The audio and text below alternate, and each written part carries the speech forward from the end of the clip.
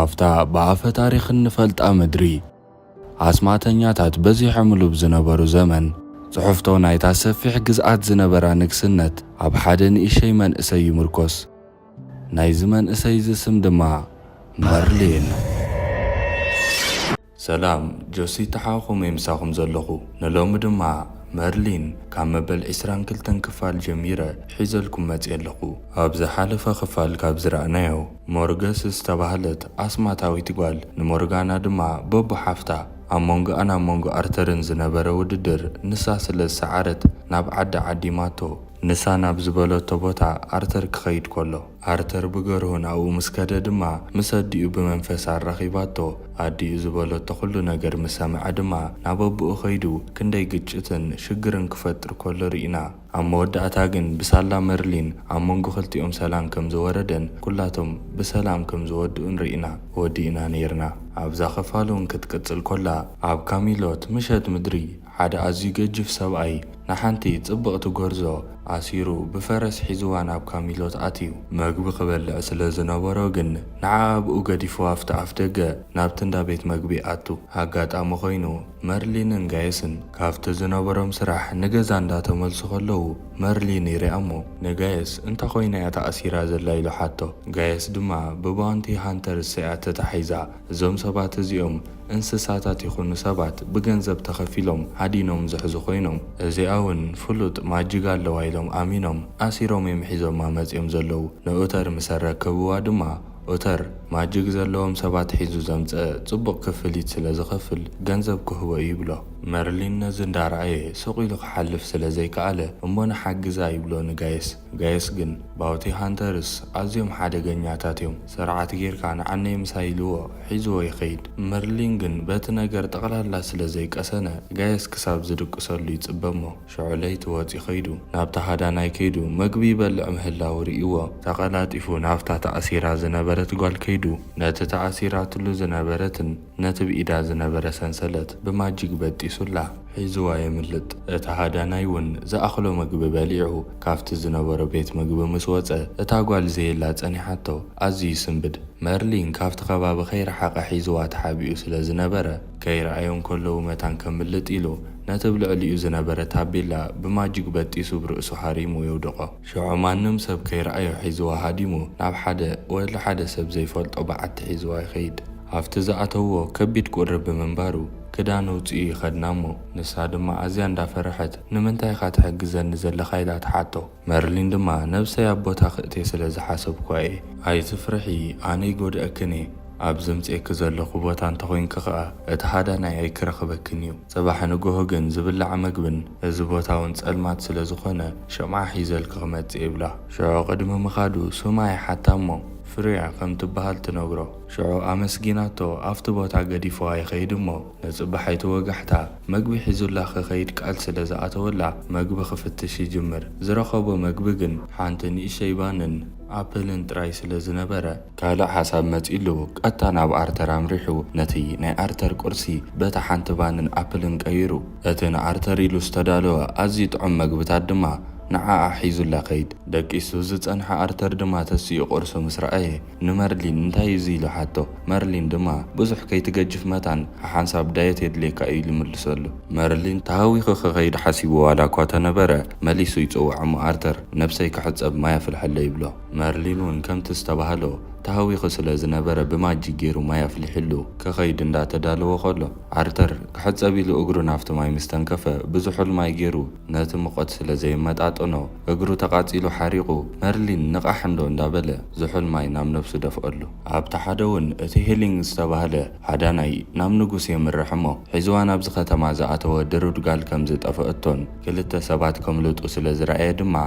ሓደ ሰብ ሒዝዋ እዩ ሃዲሙ ዘሎ እታ ጓል ድማ ሓደገኛ እያ መስለኒ በቶም ናይ ድሩድ ህዝቢ እውን ዝተገለለትን ዝተረግመትን ንምንታይ ከም ዝፈርሕዋ እውን ኣይርድአንን ይብሎ ሽዑ ኦተር ቀልጢፍኩም ክትረኽብዋ ኣለኩም ኢሉ ኦተር ከም ድሌቱ ንኽፍትሽ የፍቅደሉ ሽዑ በዚ ምኽንያት ነበርቲ ናይ ካሚሎት ብመስርዕ የሕልፍዎም እሞ መርሊን እውን ኣብ ማእኸልቶም ዝተሰርዑ ሰባት ነይሩ ተፈቲሹ ምስ ሓለፈ ግን እቲ ሃዳናይ ብናይ ጥርጣረ ዓይኒ ተገልቢጡ ይርዮ ንሎሚ መርሊን ብሰላም ሓሊፉ መግቢ ሒዝላ ይኸይድ እሞ ደቂሳ ስለ ዝጸንሐቶ ቀስ ገይሩ የተስኣ ኣዝያ ጠምያ ስለ ዝነበረት ብታህዋኽ እንዳበልዐት ኮላ እንዳተገረመ ነታ ዘምፅኣ ሽምዓ ብማጅግ ገይሩ ይውልዓ ኣብ ኢዳ እውን ምልክት ናይ ድሩድስ ስለ ዝረአየ ድሩድ ይኽኢሉ ሓታ ንሳ ድማ እወ ግን ተረጊመ እየ ኸዓ ትብሎ መርሊን ግን ስለ ዘይተረድኦ ማጅግ መርገም ኣይኮነን እንዳበለ ነቲ ኣብ ሽምዓ ተወሊዑ ዝነበረ ሓዊ ብማጅግ ኣብ ኣየር ከንሳፍፎ ይጅምር ንሳ ድማ ኣዝያ እንዳተገረመት ኣብ መንጎ ክልቲኦም ናይ ፍቕሪ ዝመስል ስምዒት እንዳተፈጥረ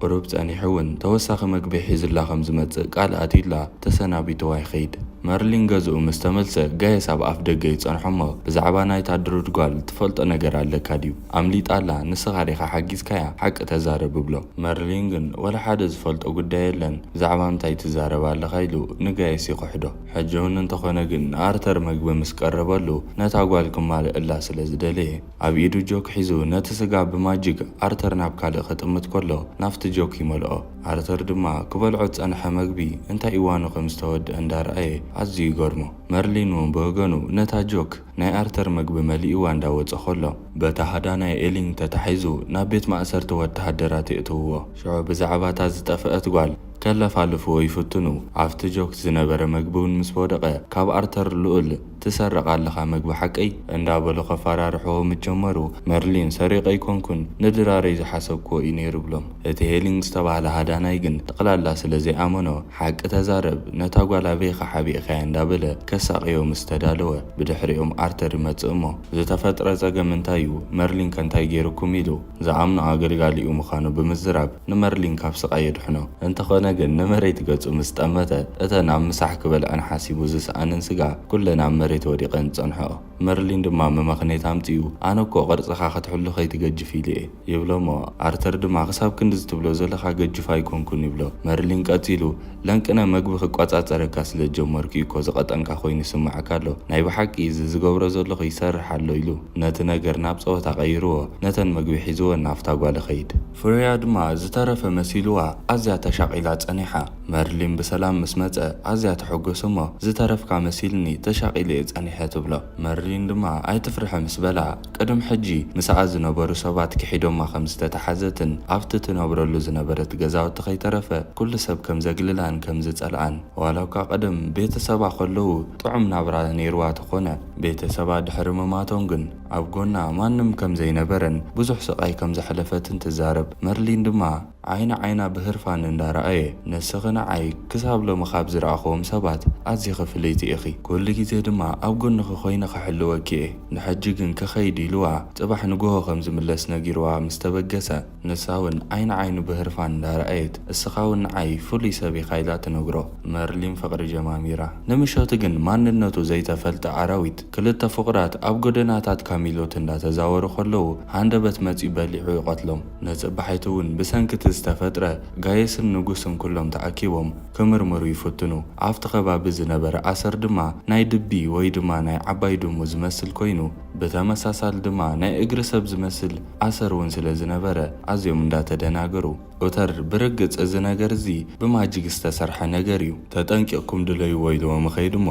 ጋየስ እውን ቀልጢፉ ንገዝኡ ተመሊሱ ካብ መጽሓፍቲ ከንብብ ይጅምር ካብቲ ዝረኣዮ ነገራት ተበጊሱ ድማ ብዛዕባ እቲ ኣራዊት ከጽንዕ ይጅምር መርሊን ድማ ከም ኣመሉ ናብ ፍሬያ የምርሕ እሞ ቁርሳ እንዳሃበ ንመዘናግዒ ዝኾና ብማጅግ እንታይ ክሰርሕ ኢሉ ሓታ ንሳ ድማ ስትሮቨሪስ ከስራሕ ትብሎ እሞ መርሊን ግን በንጻሩ ንፍቕሪ መግለፂ ዝኾነ ዕምባባ ብማጅግ ሰሪሑ ይህባ ንሳ እውን ኣዝያ እንዳተሓጎሰት ስለምንታይ ኢኻ ክሳብ ክንድዚ ለዋህ ኮይንካለይ ትብሎ መርሊን ድማ ኣዝዩ ስለ ዝፈተዋን ምስኣ ክኸውን ከሎ ናጽነት ከም ዝስምዖን ካብኣ እውን ወላ ሓደ ነገር ክሓብእ ከም ዘይደልን ይነግራ ንሳ እውን ዘረቡኡ ሰሚዓ ግን ከተስተውዕሎ ዘለካ መርሊን ኣነ ንስኻን እኮ ሓደ ዓይነት ሰባት ኣይኮናን ኢላ እንዳተዛረበቶ ኮላ እቲ ሃዳናይ ወተሃደራት ኣኸቲሉ ናፍቲ ተሓቢኦምሉ ዘለዉ ቦታ ከባቢ ይመጽእ ነዚ ድምፂ ዝሰምዐ መርሊን ድማ ተቐላጢፉ ንፍሬያ ይሓብኣ እሞ ንሱ እውን በዓል ሂሊንግ ከይረኣይዎ ተሓቢኡ ንኽልቲኦም ከይረኸብዎም ካብቲ በዓቲ ከም ዝምለሱ ይገብር ንሶም ዋላ ምስ ከዱ ግን ፍርያ ኣዝያ ስለ ዝፈርሐት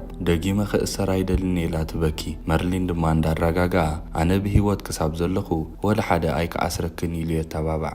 ንሳ እውን እሞ ንስኻ እውን ኣይትፈርሐንን ኢኻ ኢላ ትሓቶ እሞ ጠቕላላ ይፈርሐክን እየ ፍልይቲ ምዃን ድማ ክሳብ ክንደይ ጽቡቕ ነገር ምዃኑ ኣይተረድአክን ንስኺ ድማ ንዓይ ኣዝኻ ፍልይቲ ሰብ ኢኺ እንዳበለ መርሊን ንመጀመርያ ግዜ ጓል ክስዕም ከሎ ርኢናዮ ንዓ ኣይስዕማ። ብሓጎስ ክፍንጫሕ ደሊ ዘሎ መርሊን ገዛ ምስ ተመልሰ እንዳደረፈ ክበልዕ ምጀመረ ጋየስ ተገሪሙ ይጥምቶ። መሊሱ እውን ደጊሙ ናብ ፍርያ ይኸይድ እሞ እዚ ምትሕብባ ኣያኽለና ጥዑይ ክዳን ከም ጸልኪ እሞ ካብ ከተማ ካሚሎት ክትወፅእ ኢኺ ይብላ። ፍርያ ድማ በቲ ነገር ዋላ እኳ ሕጉስቲ ተነበረት ግን ንዓኻ ኸናፍቐኪ እየ ትብሎ። መርሊን ድማ ብዛዕባኡ ይትሕሰቢ ቃል ኣቴልኪ እየ ኩሉ ግዜ ብጎንኺ ክኸውን ስለ ዝበልኩኺ ምሳኺ ኢኺ ኸይድ ብላ። ንሳ ድማ እንዳሰንበደት ንዓኻ ኣብዚ ጽቡቕ ሂወት እዩ ዘለካ ንዓይ ክትብል ሂወት ካብ ሓደጋ ናብ ሽግርን ኣይተእትዎ ትብሎ። ከቢድ ፍቕሪ ሒዝዎ ዘሎ መርሊን ግን ኣይከውንን እዩ ምሳኺ እዩ ዝኸይድ ኢልዋ። ብዛዕባ ካብ ካሚሎት ወፂኦም ዝነብሩሉ ዓዲ እንዳዕለሉ ብተስፋ ይሕገሱ። በዚ ተሰማሚዖም መርሊን ናብ እንዳ ሞርጋና ኸይዱ ናይ ሞርጋና ጽቡቕ ክዳን ርእዩ ሰሪቆ ክኸይድ ክወፅእ ክዳሉ ከሎ ግዌን ናብኡ መፅያ እንታይ ትገብር ኣለኻ ኢላ ትሓቶ። ሓሳኹ ሸጊሮምን እዮም ግድን ጨርቂ ነገር ኣቃፂላ ከጥፍኦም ኣለኒ ነዚኣ ኸቃፅላ እየ ደልየ ኢሉ ዘይከውን ምኽንያት ኣምፂኡ ኣእሚንዋ ነታ ክዳን ሒዝዋ ኸይድ። ንምሸቱ እውን ከም ኣመሎም ክልተ ወተሃደራት ኣፍቲ ጎደና ከለዉ በቲ ዘይተፈልጠ ኣራዊት ሕጂ እውን ይብልዑ። ንጽባሓይቱ እውን ንጉስ ኡተር ናፍቲ ከባቢ መፅዩ ነቶም ዝመቱ ወተሃደራት እንዳረኣየ እቶም ብዓይኖም ዝረኣዩ ሰባት ኣፍቲ ከባቢ ዝነበሩ ድማ ድሙ ዝመስል መንገብገብ ዘለዎ ኣዝዩ ዓበ ኣራዊት ምዃኑ ይዛረቡ። ኡተር ድማ መሊሱ ሕርቃን ወሲኹ ነዚ ኣራዊት እዚ ተቐላጢፍኩም ክትሕዝዎ ኣለኩም ይብሎም። መርሊን ድማ ናብ ፍርያ መፅዩ እቲ ዘምፀላ ክዳን እንዳሃባ ንኸምልጡ እንዳተዳለዉ ከለዉ ፍርያ ግን መርሊን ናብ ሽግር ከይኣቱ ኢላ በይነይ ከምልጥ ኣለኒ ኢላ ስለ ዝሓሰበት ንመርሊን ጥዑይ ጌራ ስዒማ ተፋንያቶ ንሱ ምስ ከደ ከተምልጥ ትብገስ። መርሊን ገዛ ምስ ተመልሰ ድማ ብዛዕባ እቲ ዝውረ ዘሎ ኣራዊት ጋየስ ይነግሮሞ ከምዚኦም ዓይነት ኣራዊት ካብ ሰባት እዮም ናብ ከምዚ ዓይነት ኣራዊት ዝቕየሩ። ምናልባት ኣነ ጠርጢረ ዘለኹ እታ ተኣሲራ ዝነበረት ተረጊማ እያ ዝበልዋ ድሩድ ጓል ንሳ እያ ክትከውን ትኽእል ኢለ እየ ሓሲበ ዘለኹ ይብሎ።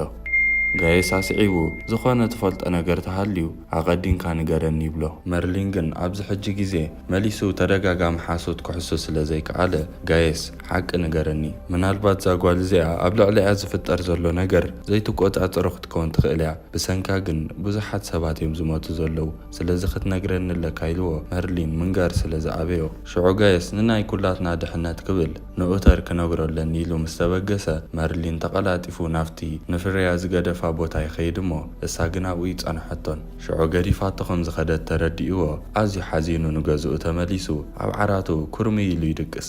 ጋየስ ምስ መፀ እውን ከም ዝኸደት እንዳነገሮ ዝገበረት ትግበር ክትቅተል ግን ኣይግባኣን እዩ ሕጂ ግን ኣበይ ከም ዘላ ይፈልጥን እየ ጥራይ ሰላም ትኾነለይ እንዳበለ ብዛዕባ ናይዛ መጀመርያ ፍቃሪቱ ኣዝዩ እንዳሓዘነ ጽቡቕ ቃላት ጥራይ ይዛረብ። ኣብ መንጎ እንዳዓለሉ ከለዉ ግን ሃንደበት ናይ ካሚሎት ናይ ሓደጋ ደወል ይድወል። ሽዑ መርሊን ተቐላጢፉ ንደገ ይወፅእ እሞ ፍርያ ኣብ ውሽጢ ካሚሎት ስለ ዝነበረት ከተምልጥ ክትብል ወተሃደራት ስለ ዝረኣይዋ ደድሕሪኣ ይከታተልዋ። ሽዑ ብዘሐዝን ኣጋጣሚ ፍርያ ብወተሃደራት ናይ ካሚሎትን ብኣርተርን ሙሉእ ብምሉእ ትኽበብ። ኣብዚ ሰዓት እዚ ንሳውን ገዛእ ርእሳ ምቁፅጻር ስለ ዝኣበያ ናብ ኣዝዩ ዓብ ነብሪ መንገብገብ ዘለዎ ትቕየር እሞ መጀመርያ ነቲ ብቅድሚት ዝነበረ ሃዳናይ ተቐትሎ። ኣርተር ምስቶም ወተሃደራት ኣፍቲ ቅድሚት ስለ ዝነበረ ብሰይፉ ገይሩ ይወጋእ እግራ። ሽዑ እንዳሓንከሰት ናብቲ ካልኣይ ፀጋዕ ትኸይድ እሞ ወተሃደራት ድማ ሕጂ እውን ስዒቦም ይኸብዋ። ኣብዚ ግዜ እዚ መርሊን ናብቲ ቦታ ስለ ዝመፀ ፍርያ ናብ እንስሳ ተቐይራ ብወተሃደር ከም ዝተኸበት ምስ ረኣየ ንኸተምልጥ ዕድል መታን ክትረክብ ኢሉ ብማጂክ ገይሩ ነቲ ኣብ ልዕሊ ካሚሎት ኣብ ላዕለዋይ በሪኽ ዝነበረ ሓወልቲ ኣብ ቅድሚቶም ወተሃደራት የውድቐሎም። ፍርያ እውን ንኸተምልጥ ዕድል ረኺባ ካብኦም ተሃድም። መርሊን ደድሕሪኣ ተኸታቲሉ ናብቲ በዓሉ ዝወሰዳ በዓቲ ምስ ከደ ኣብኡ ናብ ሰብ ተቐይራ ተጸንሖ።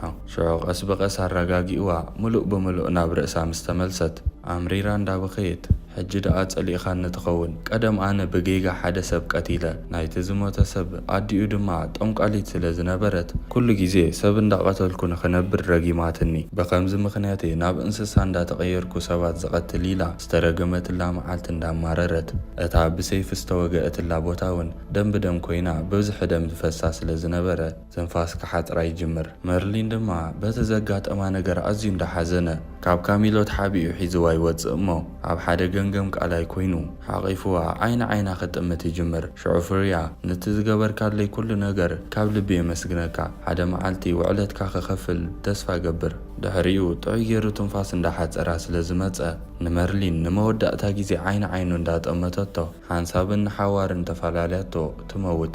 መርሊን ንመጀመርያ ግዜ ጓል ኣፍቂሩ ከምዚ ስለ ዘጋጠሞ ኣዝዩ ሓዚኑ እንዳበኸየ ኣብ ጀልባ ሬሳ ኣፅዒኑ ናብቲ ማእኸል ቃላይ ሰዲዱ በቲ ናቶም ናይ ቀብሪ ስነ ስርዓት ኣቃፂሉ ከይፈተወ ይሰናበታ። ሚስኪናይ መርሊን ሽዑ ልቡ ተሰይሩ ኣዝዩ ሓዚኑ ንገዛ ምለስ እሞ ጋየስ ናብኡ ገጹ ምስ መፀ ፍርያ ከምዝሞተት ይነግሮ። ሽዑ መወዳእታ ናይ ዘኽፋል ኣዝዩ ሓዚኑ ስርሑ ኸማን ብግቡእ ክገብር ስለ ዘይከኣለ ኣብ ቅድሚ ኣርተር ስቕታ ስለ ዘብዝሐ ኣርተር ከም ዝሓዘነ ተረዲእዎ። መርሊን እንታይ ኻ ኾንካ ዝሑልማይ ኣብ ገጽካ ስለ ዝደፋእኹልካ ዲኻ ኢሉ ሓቶ። መርሊን ድማ ብዘይከውን ሓሳብ ናይ ኣርተር ንእሽተይ ፍሽኽ እንዳበለ ቀፂሉ እውን ኣርተር ገጅፍ ኢልካ ኮ ጸሪፍካኒ ነይርካ ኢሉ ሓኒቑ ርእሱ እንዳሓኸኸ ካብቲ ዝነበሮ ናይ ጭንቀት መንፈስ ንእሽተይ የገላግሎ። ፀይቂ ስርሑ ከይተርፍ ግን ኣርተር ንእሽተይ ፍሽኽ ኢሉ ምስ ረኣዮ ንመርሊን በልበል ሕጂ እንቋዕ ፍሽኽ በልካ ዘነቓሕካ ኢኻ ትመስል ክዳውንተይ ረሲሑሎ ኣጽርዮ ኢኻ ኢልዎ ይኸይድ። ኣይ ኣርተር። መርሊን ድማ ብተግባራት ኣርተር ንእሽተይ ፍሽኽ እንዳበለ ርኢናዮ። መርሊን 22 ክፋል ኣብዚ ትውድእ። እዛ ክፋል ድማ ክትቀጽል ኮላ ኦተር ኣርተርን ኣብ ዙርያ ካሚሎት ዝርከቡ ካልኦት ግዝኣታት ኩሎም ኣኪቦም ናብ ዓዶም መጽውዕዎም። ሽዑ ካብ ርሑቕ ክመፁ ርኢሞም ኦተር ነዞም ግዝኣት ኩሎም ምሳና ከም ዝሰማምዑ እንተጌርናዮም ንመጻኢ ዕቤትን ስልጣንን ክመጽእ ክእል እዩ እንተዘይኮይኑ እንተዘይተዓዊትና ግን ዋላ ውግእ እውን ክልዓል ክእል እንዳበለ ነቲ ናይ መጀመርያ ናብ ካሚሎት ዝመጸ ንጉስ ሄነሪ ምስ ወተሃደራቱ ብምዃን ንቕበሎ። እንተኾነ ግን ናይ ንጉስ ሄነሪ ሓሳብ ከምቲ ናይ ኦተር ጽቡቕ ዘይኮነ ተንኮል ሓሲቡ እዩ መጺእ ነይሩ። ነቲ ሓደ ንጉስ ካልእ ንጉስ ኦላቭ ዝተባሃለ እውን ናብ ካሚሎት ከኣቱ እንዳረኣየ ሄነሪ ንጓል ንጉስ ኦላቭ ሌዲ ቪቪንያ ተጠቒሙ ንኣርተር ኣብ ሽግር ከእትዎ እሞ በቲ ነገር ድማ ንናይ ኦላቭ ግዝኣትን ንናይ ኦተር ግዝኣትን ኣብ ሽግርን ኣብ ኪናትን ከእትዎም እዩ ነይሩ ሓሳቡ። ኣገልጋሊኡ ድማ ጽኒ ኢሉ ክሰምዖ ድሕሪ ምጽናሕ ንምንታይ እዩ ዝኽድሊ ድልዩ ምስ በሎ ሄነሪ ክልቲኦም ተተዳኺሞም ኣነ ናቶም ግዝኣት ንኽወርስ ክቐለለይ ይብሎ።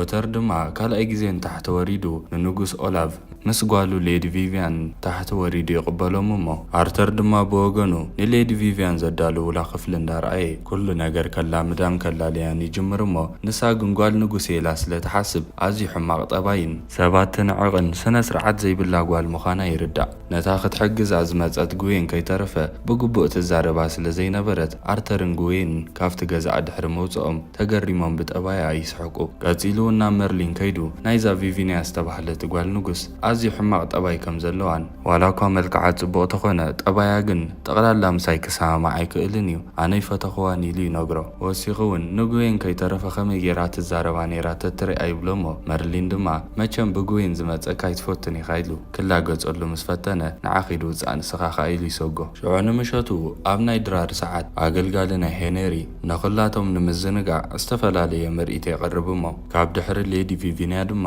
ዝተፈላለየ ጽምብላሊዕ ዝመስሉ እንዳውፅአ ብክእለቱ ኩላቶም እንዳጠቕዕሉ ከለዉ ማንም ሰብ ከይረኣዮ ድማ ናብ ፀጉራ ዝቐርብ መሲሉ ንእሽተይ ቁራጽ ፀጉሪ ይወስደላ። ሽዑ ንምሸቱ ምስ ንጉስ ሄነሪ ብምዃን ነታ ዝወሰድዋ ንእሽተይ ፀጉሪ ማጂክ ተጠቒሞም መስተፋቕሪ ይሰርሑ። ሽዑ እቲ ኣገልጋሊ ነታ መስተፋቕሪ ሒዝዋ ወላ ሓደ ሰብ ከይረኣዮ ናብ ገዛ ናይ ኣርተር ይኸይድ እሞ ኣብ ዓይኑ ንእሽተይ ጥብ የብለሉ ከምኡ ድማ ነታ ቁራጽ ፀጉሪ ኣብ ትሕቲ መተርኣሱ ይገድፋ።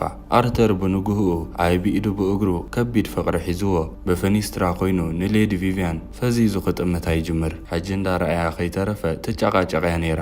ኣርተር ግን ፍቕሪ ይኸብዶ። ሽዑ መርሊን ንግሆ ምስ መፀናብኡ ሎማዓንቲ ደስ ዝብል መዓልቲ እዩ ኣነ ሓቂ ክዛረብ ወሲነ ኣለኹ ከይደ ፍቕረይ ክገልጸለ ይብሎ። መርሊን ድማ እንዳተደናገረ ናይ ጉዌን መሲልዎ ከመይልካ ሕጂ ደኣ ክትነግራ ሚስጢር ክገብሮ ኤኮይልካኒ ነይርካ ኣቦኻ እንተፈለጠ ኸይሉ ይዛረቦ። ምስ ካልእ ፍቕሪ ዝሓዞ ኣርተር ግን ኣቦይ እንታይ ይምልከቶ ኣነ ግዳ ከመይ ገይረ ፍቕረይ ዝገልጸላ ኢሉ ዕምባባ ዘለዎ ካብ ካብ ልቢ ዝመንጨወ ኣዝዩ ጽቡቕ ቃላት ዘለዎ ደብዳቤ ዳሪኻ ስደደላ ብሎ። መርሊን ኣዝዩ እንዳተገረመ ከምታ ዝተኣዘዛ ከይዱ ፍዮሪ ገዚኡ ጽቡቕ ደብዳቤ ናተይ ናትክን ፍቕሪ ናይ ዘለኣለም እዩ ወላ ሓደ ሰብኣይ ክፈላለየናን እዩ ዝብል ካብ ኣርተር ዝብል ኢሉ ጽሒፉ ናብ ጉዌን ወስዶ። ኣጋጣሚ ኮይኑ ጉዌን ስለ ዘይጸንሐት ኣብ ጣውላ ቀሚጡላ ኸይድ። ሽዑ ተመሊሱ ንኣርተር ኩሉ እቲ ዝበሎ ስራሕ ከም ዘሳለጠ ይሕብሮ እሞ ኣርተር ድማ ኣብቲ ደገ ውፅኡ እንዳተዛረቡ ከሎ ብፊቶም ቪቪያንን ጉዌንን ክመጻ ከለዋ ይርዩ። ኣርተር ድማ ፈዚዙ እንዳረኣየ ዕድለኛ ምዃኑን ናታን ናቱን ፍቕሪ ንኹሉ ግዝኣት ክሕብር ከም ዘለዎን ኣዝዩ ከም ዘፍቀራን ይዛረብ። መርሊን ድማ ሕጂ እውን ኣዝዩ እንዳተደናገረ ብዛዕባ ጉዌን ዝዛረብ ዘሎ ስለ ዝመሰሎ እዚ ነገር ግን ሓደ ሰባት ዘይክሰማምዕሉ ይኽእሉ እዮም ብሎ። እዚ ምክንያት ድማ ንስኻ ወዲ ንጉስ ንሳ ድማ ኣገልጋሊት የብሎ። ኣርተር ነዚ ምስ ሰምዐ ጸፊዑ ሌዲ ቪቪያን ናይ መጻእ ንግስት እምበር ኣገልጋሊት ኣይኮነትን ብሎ። መርሊን ጥዕየሩ ሕጂ እዩ ዝደናገር። ግን ዓንተወይ ዝገበሮ ነገር ጌጋ ምንባሩ ተረዲእዎ ብጉያ ናብቲ ዘቐመጦ ዕምባባን ደብዳቤን መሊሱ ከኣልዮ መታን ናብ እንዳ ጉዌን ይኸይድ። በዚ ሕዝን ኣጋጣሚ ጉዌን ቀዲማቶ ገዛ ስለ ዝኣተወት ኩሉ እቲ ደብዳቤ እቲ ዕምባባ ኩሉ ሪኣቶ ትጸንሕ። መርሊን ህሩግ ኢሉ ስለ ዝኣተወ ግን እንታይ ደኣ ኢላ ስለ ዝሓተቶቶ ኣንጭዋ እንዳ በዚ ታሕቲ ገዛ ከኣትያ ንዓይ እኮ ክሕዘልክ ናብ ዝኣት የብላ። ጉዌን ግን ኣዝያ ተሓጒሳ ስለ ዝነበረት ንዘረብኡ ብዙሕ ከየስተውዕለት ሸለል ትብሎ። ሽዑ ተቐላጢፉ ናብ ጋየስ ኸይድ እሞ ኣርተር ምስ ጉዌን ዘይኮነ ምስ ቪቪያን ፍቕሪ ሒዝዎ። እዚ ድማ ኣዝዩ ዘደናገር ነገር እዩ። ምክንያቱ ትማሊ ርእይዋ ጠባያይ ጽቡቕን እዩ ኣዝያ ተጽለአካ እንዳበለ ክዛረበኒ ውዒሉ ሎሚ ዓንቲ ከመይ ገይሩ ብንግኡ የፍቅራ ብሎ።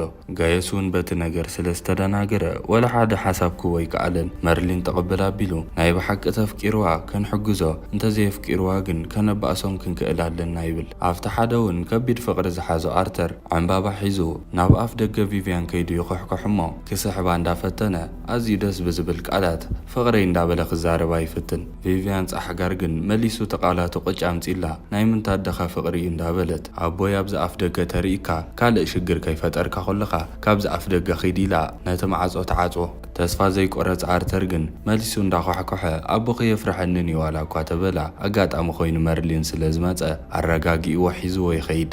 ናይ ንጉስ ሄነሪ ኣገልጋሊ ድማ እዚ ኩሉ ነገር ክዕዘብ ጸኒሑ ናብ ንጉሱ ኸይዱ ምስ ነገሮ ሄነሪ ኣዝዩ እንዳሓረቐ ከመይ ኢላ እዛ ጓል እዚኣ ዘይፈተወቶ ንኣርተር ኢሉ ተቐላጢፍካ ኩሉ ነገራታት ተዓራሪኻ ክልቲኦም ከም ዝፋቐሩ ግበር ኢልዎ። ናብ ኩናት ከም ዝኣትዉ ግበር ምክንያቱ ንዓይ ሰላም ድኻ እዩ ዝቕይረኒ ከምዝታት ውግእ ክፍጠር ከሎ ግን ሃብታም እዩ ዝኸውን ብሎ።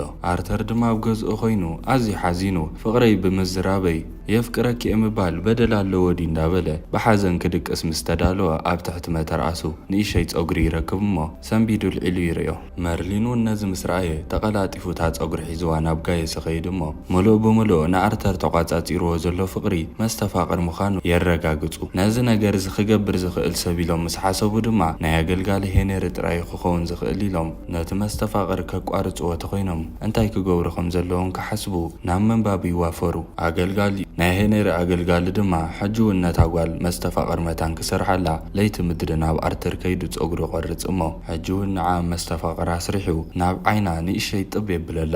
ንጽባሐይቲ ንግሆ ሌዲ ቪቪንያ ልክዕ ከምቲ ኣርተር ኣብ መጀመርያ መዓልቲ ዝኾኖ ክሰምዓ ይጅምር። ጉዌን ድማ ከም ኣመላ መግቢ ሒዛትላ ከተብፅሐላ እንዳኸደት ኮላ ኣገልጋሊ ናይ ሄነሪ ኣብ መሬት ከም ተወደቐ ገብራ እሞ ነቲ መግቢ ንሱ ሒዝዎ ናብ ሌዲ ቪቪንያ ይኸይድ። ጽቡቕ ናይ ፍቕሪ ስምዒት ዝስምዓ ዘሎ ቪቪንያ ድማ ኣዝዩ ደስ ዝብል መዓልቲ እዩ እንዳበለት ብሓጎስ እንዳበልዐት እቲ ባዕሉ ሰሪሑ መስተፋቕሪ ዝገበረላ ኣገልጋሊ ናይ ሄነሪ ድማ እንታይ ሓድሽ ነገር ኣሎ ዲ እንዳበለ ከለፋልፋ ይፍትን እሞ ሰብ ከይትነግር ኢላ ንኣርተር ኣፍቂራቶ ከም ዘላ ግልጽ ኮይና ተዕልሎ። ነዚ ዝሰምዐ ኣገልጋሊ ኣዝዩ ተሓጒሱ ዝሓሰቦ ስለ ዝኾነሉ ከይደ ፍቕረይ ክገልጸሉ ምስ በለቶ ሃራይ ኪድ ይብላ። መጀመርያ ግን ክዳነይ ክቕይር ምስ በለቶ እውን መሊሱ ጽቡቕ ኢኺ ዘለኺ ኢሉ ጌራቶ ዝሓደረት ብጃማ ጌራ ኮላ ናብ ኣርተር ንኽትከይደ ተባብዓ። ኣብ ተመሳሳሊ ሰዓት ጉዌን እንዳሓለፈት ኮላ ኣርተር ኣብ ሓሳብ ኣትዩ ስለ ዝረኣየቶ እንታኾንካ ዳኣ ተጨኒቕካ ኢላ ተሓቶ። ኣርተር ድማ ውሽጡ ዝስማዖ ዝነበረ ፍቕሪ ገሊጹ ውፅኡ መልሲ ስለ ዝደንግዮ ግን እንታይ ኮይና ኢሉ ከም ዝተጨነቐ ይነግራ። ጉዌን ድማ ብዛዕባ ዝዛረብ ዘሎ መሲልዋ እቲ መልእኽቲ እኮ በፂሕዋ እውን ክኸውን ይኽእል እዩ ግን ተስፋ ይትቑረጽ ኩሉ ነገር ብትዕግስቲ ስለ ዝኸውን እንዳበለት ተስፋ ክትቦ ትፍትን። ኣርተር ድማ ነዚ ምስ ሰምዐ መሊሱ ናብ ቪቪንያ ንኽኸይድ ተተባቢዑ ናብ ክፍሉ ክዳን ንኽቐይር ኸይድ። ቪቪንያ እውን ብወገና ናብቲ መደቀሲ ናይ ኣርተር ዕምባባ ሒዛ ትመጽእ እሞ መርሊን ድማ ምስ ረኣያ ኣዝዩ ተገሪሙ ንዓ እውን መስተፋቕር ከም ዝገበሩላ ተረዲእዎ። ካብቲ ገዛ ወፂያ ከም ትኸይድ ክገብር ዋላ እኳ ተፈተነ። ንሳ ግን መሊሱ ገዲድዋ ናብ ናይ ኣርተር ዓራት ደይባ ኣንሶላ እንዳሸተተት ናይ ኣርተር ሽታ ክጥዕም እንዳበለት ትዛርብ። በቲ ሓደ እውን ኣርተር ናይ ጉዌን ዘረባ ሰሚዑ ክዳኑ ቀይሩ ናብ ቪቪንያ ንክኸይድ ናብ ክፍሊ እዩ ዝመጽእ ዘሎ። ነዚ ኩሉ መጻወድያ ዘዳልውዎ ዘሎ በዓል ሄነር ድማ እቲ ኣገልጋሊ ቀሲሉ ኸይዱ ንንጉስ ኦሊቭ ብወተሃደራቱ ገይሩ ጓሉ ኣብ እንዳ ኣርተር ከም ዘላ ከም ዝፈልጥ ይገብር። ነዚ ዝሰምዐ ንጉስ ኦሊቭ ድማ ኣዝዩ ሓሪቑ ናብ ናይ ኣርተር ክፍሊ የምርሕ። ኣርተር እውን ናብ ገዝኡ ክበጽሕ ንእሽተይ ተሪፍዎ።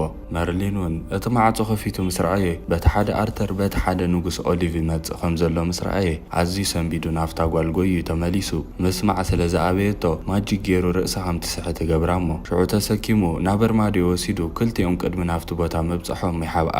ኣርተር ውሽጢ ምስ ኣተወ ኦሊቭን ወተሃደራቱን ናብቲ ገዛ መጽኦም ጓለይ ኣበይ ኣላ ኢሉ ሓቶ። ወላ ሓደ ነገር ዘይፈለጠ ኣርተር ድማ ብዛዕባ ምንታይ ትዛረቡ ኣለኹም ኣነ በይ ከም ዘላ ይፈለጥኩን ይብሎም። ሽዑ ነቲ ገዛ እንዳዞሩ ክፍትሽዎ ስለ ዝጀመሩ መርሊን ወላ ሓደ ሰብ ከይረኣዮ ብናይ ዓይንቱ ማጂክ ገይሩ ጠቕላላ ከም ዘይክፈት ገይሩ ነቲ ኣርማድዮ ኣዕጽዎ። ሽዑ እቲ ኩሉ ዘቃጥር ዘሎ ገልጋሊ መጽዩ ነቲ ኣርማድዮ ክኸፍቶ ዋላ እኳ ተሓሰበ ንነዊሕ ዓመታት ተኸፊቱ ከም ዘይፈልጥ መርሊን ሓስዩ ተዛሪቡ ኣሚኖሞ ከይከፈትዎ ይኸዱ።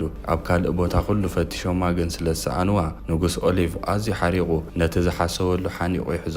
ኣርተር ወላ ሓደ ጉድለት ስለ ዘይተረኽቦ ንጉስ ኦሊቭ ይቕሬታ ይሓቶሞ ካብቲ ክፍሊ ይኸይድ። ንሳቶም ድሕሪ ምኻዶም መርሊን ወላ ሓደ ከይረኣዮ ተሰኪሙ ናብ ክፍላ የብጽሓ። ኣገልጋሊ ናይ ሄነሪ ድማ ናብ ንጉሱ ተመሊሱ እቲ መርሊን ዝተባህለ ኣገልጋሊ እዚ ኩሉ ሽግር ኣምፂኡለይ እምበር ኣነ ኩሉ ጠዓዒመ ኣብ ናይ ኣርተር ክፍሊ ከም ተኣቱ ገይረያ ነይረ እየ። ዋላ እኳ እንተበሎ ንጉስ ሄነሪ ግን ኣዝዩ ሓሪቑ ንዕኡ እንዳሓነቐ ናይ ሰላም ውዕል ክፈራረሙ ውሕዳት መዓልታት ይተሪፉ። ቀልጢፍካ ኩሉ ነገር ከምቲ ዝበልኩ ኣሳሉጥ ጦይሉ የፈራርሖ። ኣገልጋሊኡ ድማ ከም ዝበልካዮ ክገብር የብሎሞ ቀልጢፍካ ኩናት ከም ዝለዓል ግበር እንተዘይኮይኑ ምሳኻ ይክኸውን ባእስና ኢሉ ብሕርቃን ኣፈራሪሕዎ ይውድኡ። ከምቲ ንጉስ ሄነሪ ዝፈርሖ እውን እቲ ናይ ሰላም ውዕል ንኽፈራረሙ ናብ ምድላዋት ከኣትዉ ይጅምሩ። ንጉስ ሄነሪ ድማ ምስኦም ሕጉስ ይመስል ንሳቶም እልይ ምስ በሉ ግን በቲ ነገር ክሓርቕ ከሎ ንሪኦ። ኣርተር እውን ኣብ ገዝኡ ከሎ ብትሕቲ ማዕጽኡ ወረቐት ይመጾሞ ምስ አንበቦ ካልኣይ ዕድል ሎማዓንቲ ምስ መሰየ ገዛ ንዓ ክጽበየከ እየ ዝብል ምስ ረኣየ ካብ ቪቪንያ ስለ ዝመሰሎ ኣዝዩ ተሓጒሱ ዕምባባ ሒዙ ንገዛኣ ይብገስ። እንተኾነ ግን ኣፍ ደገኣ ብወተሃደራት ከም ዝሕሎ ምስ ረኣየ መሊሱ ንደገ ወፂኡ በቲ ሓደ ሓኺሩ ብፍኒስትራ ንገዛኣ ይኣቱ። ኣርተር እዚ ኩሉ ነገር እንዳገበረ ከሎ መርሊን ኣበይ ኣሎ ዶ ትብሉ ኣለኹም? መርሊን ድማ ናይ ክልቲኦም መስተፋቕር ከጥፍእ ሙሉእ መዓልቲ ኣብ መጽናዕቲ እዩ ዘሎ። ንምሸቱ ግን ንእሽተይ መፍትሒ ትመስል ነገር ስለ ዝረኸበ ካብ ገዝኡ ወፂኡ ይኸይድ።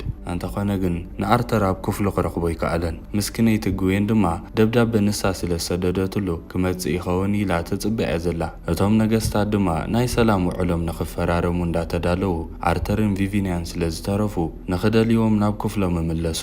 ምስኪነይቲ ጉዌን ድማ ክሳብ ሕጂ ተስፋ ከይቆረጸት ኣርተር ክመጽኡ እንዳበለት ክትጽበ ኾላ። ኣርተር እውን ንቪቪንያ ካብ ድቃስ ምስ ተሰዓ ንሳ እውን ኣብ ፍቕሪ ስለ ዝነበረት ኣዝያ እንዳተሓጎሰት ክሰዓዓሙ ይጅምሩ። መርሊን ቶም ንጉሳት መጺኦም ቅድሚ ምርኣዮም ማጂክ ገይሩ ከፈላለዮም ዋላ እኳ ተፈተነ ዓቢይዎ ኩላቶም ቶም ነጋውስ መጺኦም ኣብ ቅድሚ ዓይኖም ኣርተርን ቪቪንያን ክሰዓዓሙ ይጸንሕዎም። ኦሊቭ ነዚ ምስ ረኣየ ከመይልካ ከምዚ ጌርካ ንዓይ ትሕስረኒ ወላ ሓንቲ ዘይትፈልጥ ጓለይ ረኺብካ ናብ ክፍሊ ኣቲኻ ተስሕታ ኣለኻ ብሎ። ኣርተር ድማ ክልቴና ኢና ንፋቐር እምበር ኣነ ይኮንኩን ኣስሒተያ ዋላ እኳ ኢሉ ተመለሰሉ።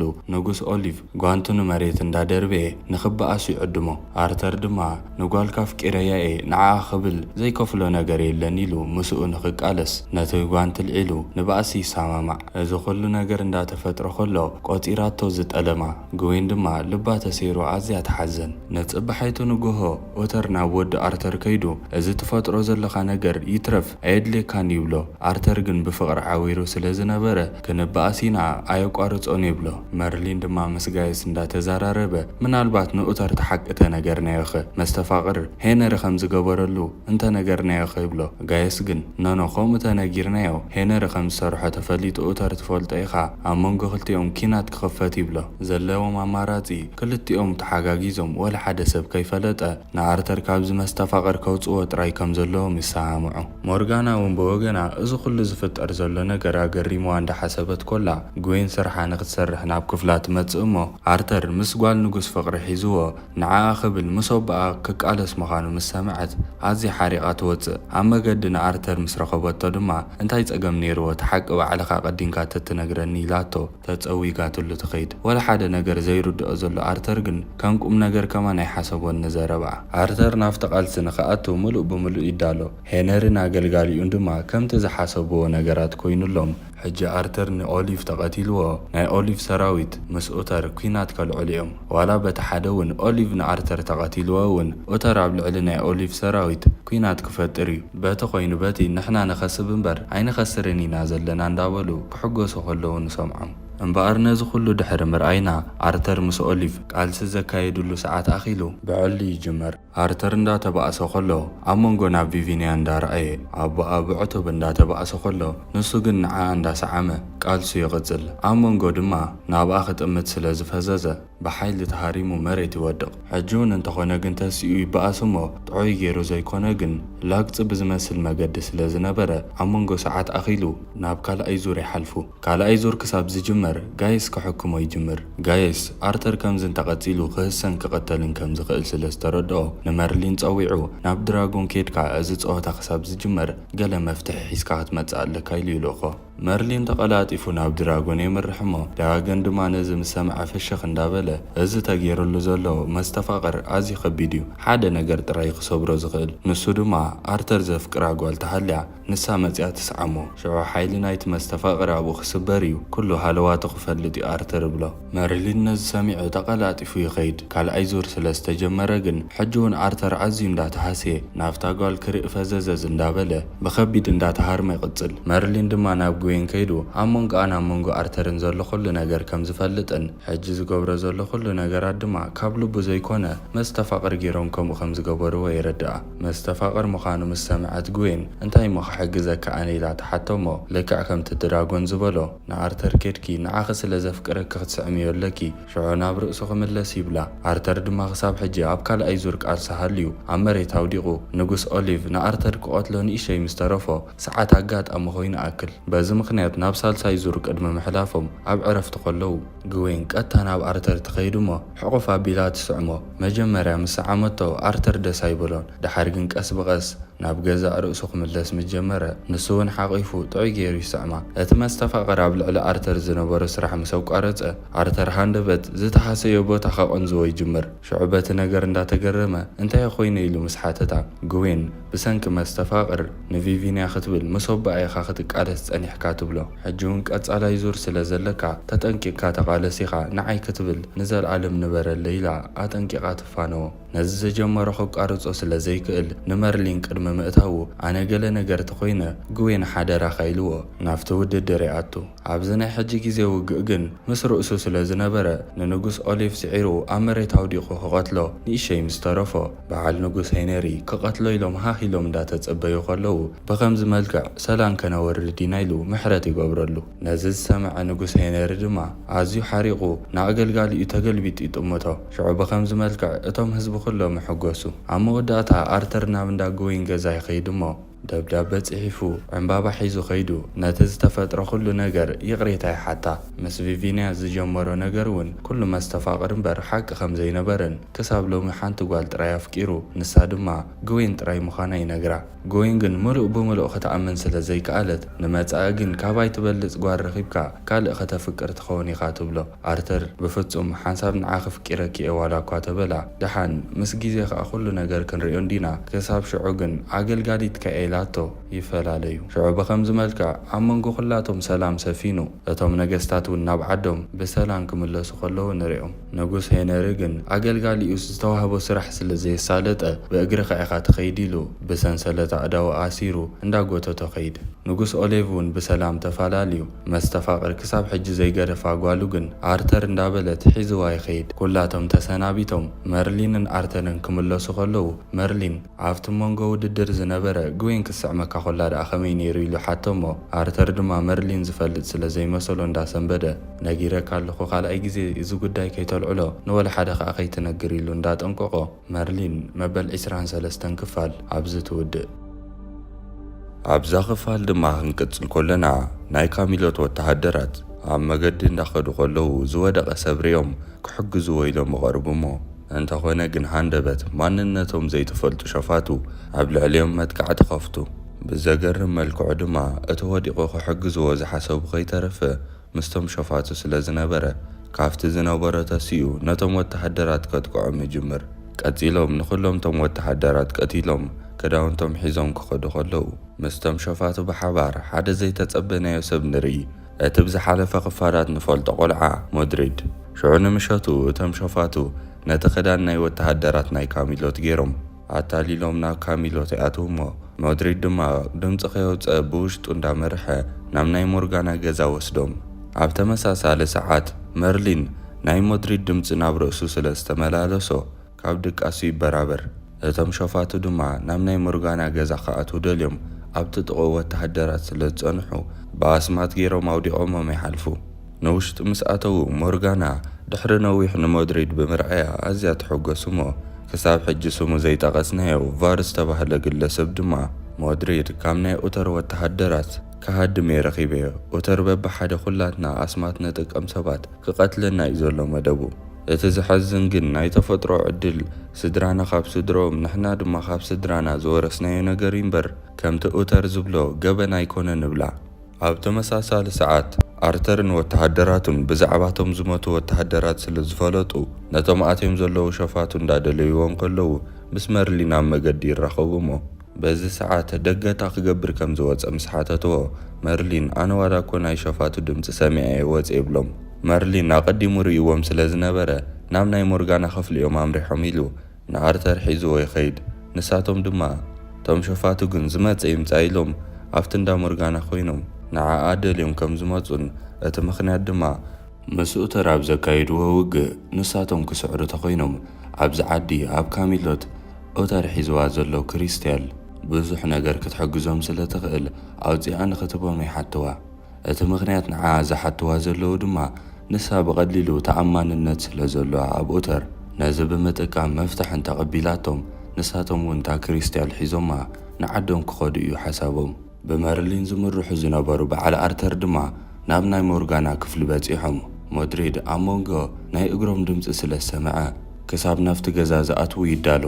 በዓል ኣርተር ድማ ነቲ ማዕጾ ደፊኦም ምስ ኣተዉ ሞርጋና ልክዕ ከም ደቂሳ ዝጸንሐት መሲላ እንታይ ኮንኩም ኢላ ትሓቶም። ኣብቲ ክፍሊ እውን ማንም ሰብ ከም ዘይነበረ ንርኢ። ኣርተር ድማ ኣብዚ ሰብ ዝኣተወ እዩ መሲልና ክንፍትሽ ዶ ይብላ። ሞርጋና ግን ሰብ ተዝኣቱ ነይሩ እንታይ ይገብር ኣለኹ ኣነ ደቂሰ ተሲእን ዶ ምጸናሕኩ ከይፍ ቀድኩልኩም ከምዚ ጌርኩም ተኣቱ ውፁሎ ኢላ ትሰጎም። ሽዑ ኣርተር ሓሪቑ መርሊን ድማ ዝረኣዮ ነገር ሕልሚ ድዩ ጋህዲ ተደናጊርዎ ይወፁ።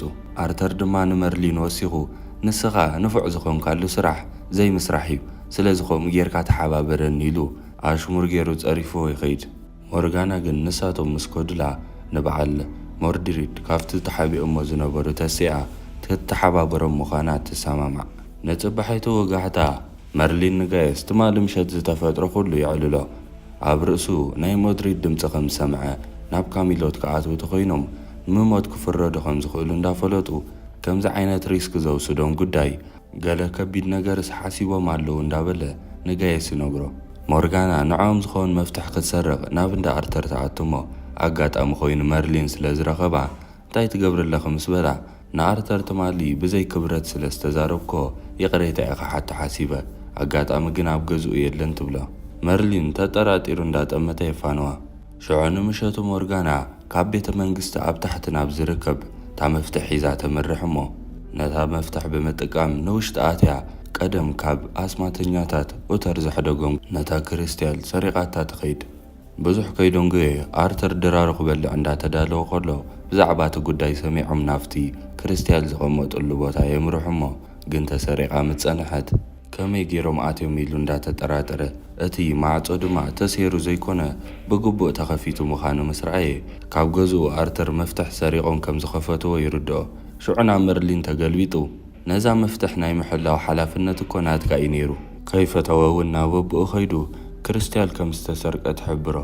ኦተር ድማ ቀደም ዛ ክርስትያል ኣስማተኛታት ይጥቀሙላ ምንባሮምን ንምንታይ ዕላማ ከም ዝኾነ ተዘይፈለጥኩ ኣዝዮም ተጠንቂቖም እዮም ዝሕልውዋ ነይሮም። ሕጂ ብኢዶም ኣትያላ ገለ ነገር ከይተጠቀሙላ ከለዉ ቀልጢፍኩም ካብኦም መንጢልኩም ተምጽዋ ብሎም። ሽዑ ኣርተርን መርሊንን እንዳወፁ ከለዉ እዚ ሓላፍነት እዚ ዋላ ናትካ ስለ ዝኾነ ብናትካ ጉድለት እውን ስለ ዝጠፍአ መርሊን ንዓኻው ንምልከት ኢልዎ ይኸይድ።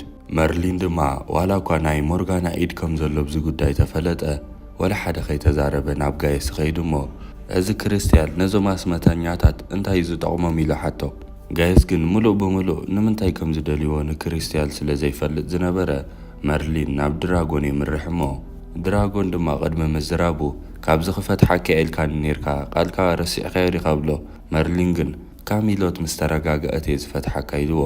ሕጂ ዘምፀኒ ጉዳይ ግን ኣብ ካሚሎት ዝነበረት ክርስትያል ሞርጋና ሰሪቓ ንኻልኦት ኣስማተኛታት ሂባታ ኣላ ይብሎ። ድራጎን ድማ እንዳሰሓቐ ሞርጋና ክርስትያል ተጠቂማ ወላ ሓንቲ ክትገብር ኣይትኽእልንያ ምክንያቱ ነዚ ዝኣክል ብቕዓት የብላን ንብሎ። መርሊን ድማ ወስኽ ኣቢሉ ሞድሪድ ከኢሉ ሓቶ። ድራጎን ድማ ምናልባት ሞድሪድ ክርስትያል ናይ ዝሓለፈን ዘሎን ንመጻእን ስለ ዘርኢ ንዑ ብምጥቃም ንካሚሎትን ንኣርተርን ከውድቆ ምኽእል ይብል። ድራጎን ወሲኹ ኣይትረስዕ ሞድሪድ ንመጻኢ ንኣርተር ናይ ምቕታል ዕላማ እዩ ዘለዎ። ዝገደደ ድማ ምስ ሞርጋና ብምትሕብባር ንኽፋእ ክትሱ እዮም።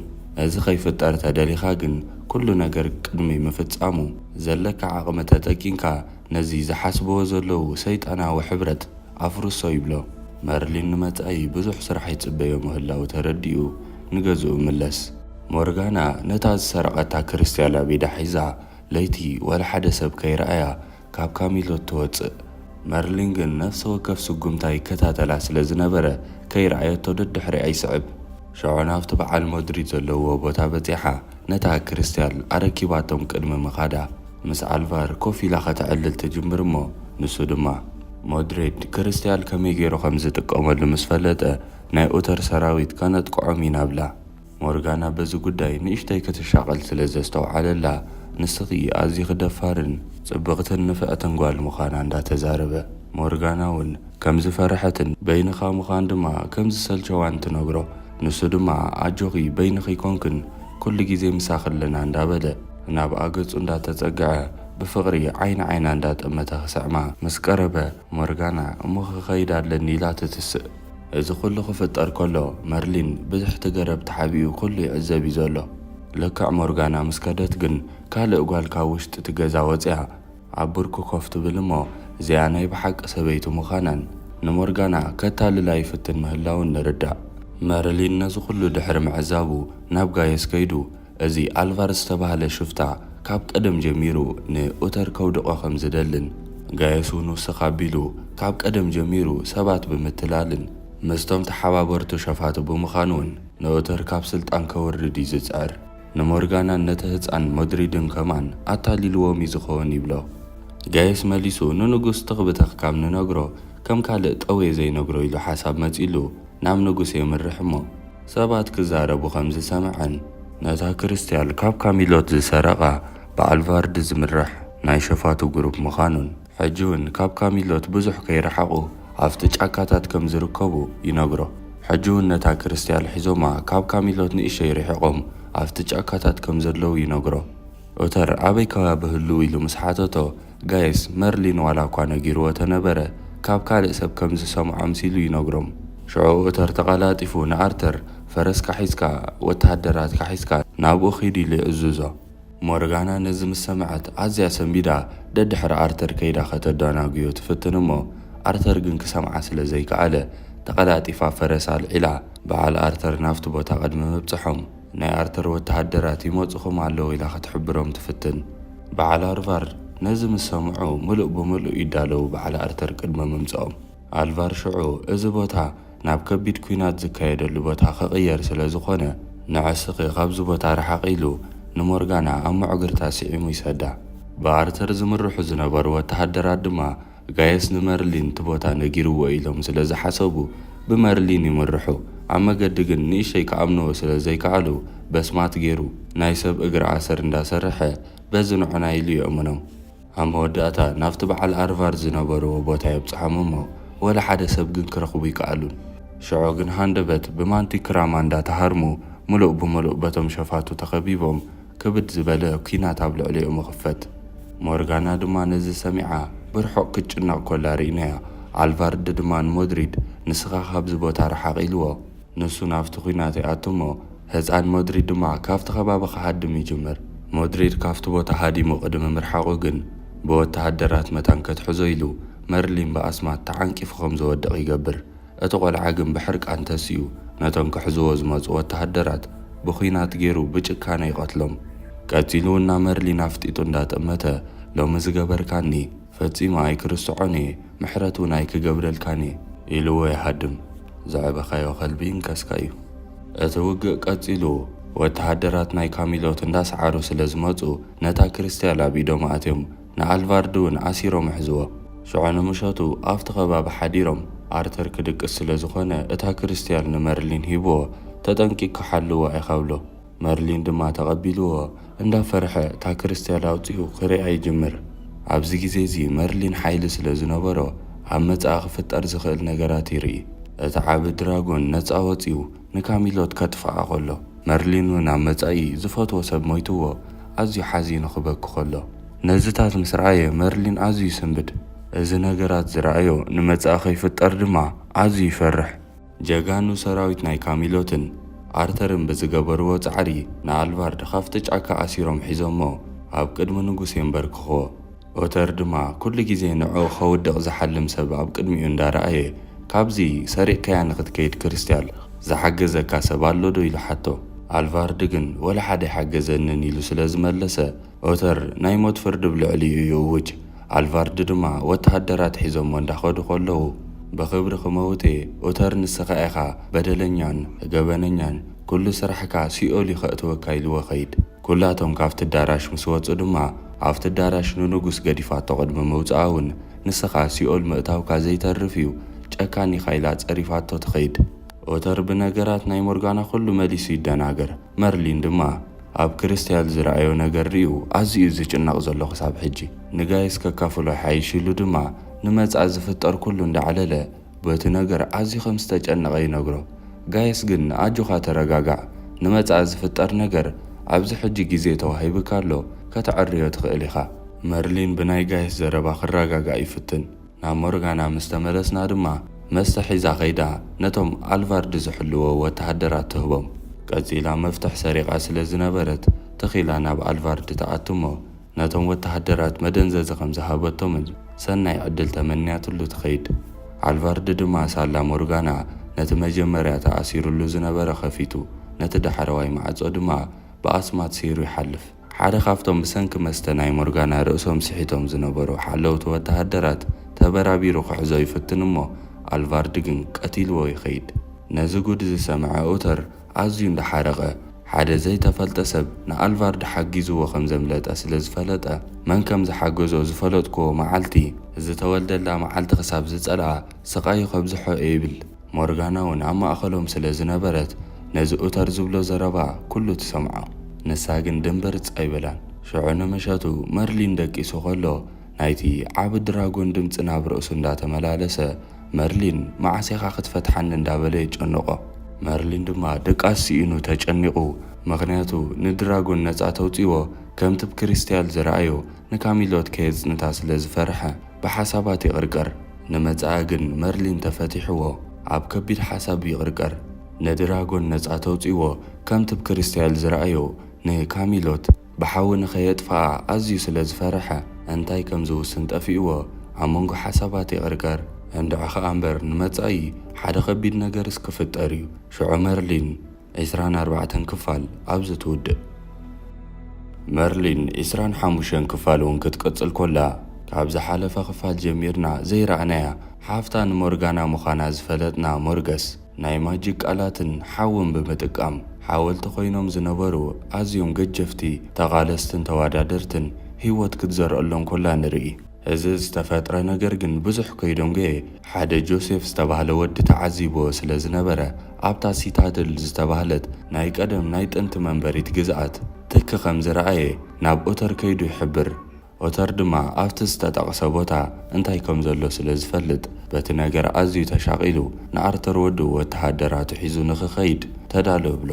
ኣብኡ ዝነበረ መርሊን ድማ ንምንታይ እዚ ጉዳይ እዚ ንኦተር ተሓሳሲቦ እንዳገረሞ እቲ ታሪኽ ቅድሚ 300 ዓመት ከባቢ ዝተፈጥረ ምዃኑን 7 ናይ ካሚሎት ወተሃደራት ሓንቲ ጠንቋሊት ከም ድሌታ ንኽትገብሮም ብኣስማት ስለ ዝተቖጻጸረቶም ሰባት ይጭፍጭፉ ምንባሮምን እታ ጠንቋሊት ምስ ሞተት ግና ንሳቶም ኣብኡ ደሪቖም ከም ዝተረፉ ሕጂ ግን ብናይ ካልእ ጠንቋሊት ሓገዝ ህይወት እንተዘሪኦም ንኹላትና ስጋኣት ኢሉ ጋየስ ንመርሊን ኣዝዩ ዘፍርሕ ጉዳይ ምዃኑ ይሕብሮ።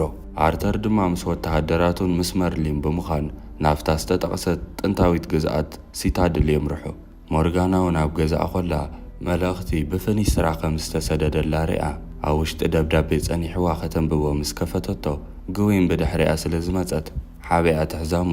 ግዌን ተመሊሳ ምስ ወፀት ግን ንምሸቱ ግን ካብ ካሚሎት ወፂያ ኾይዳ ሓፍታ ምዃና ዘይትፈልጣ ንሞርገስ ትረኽባ።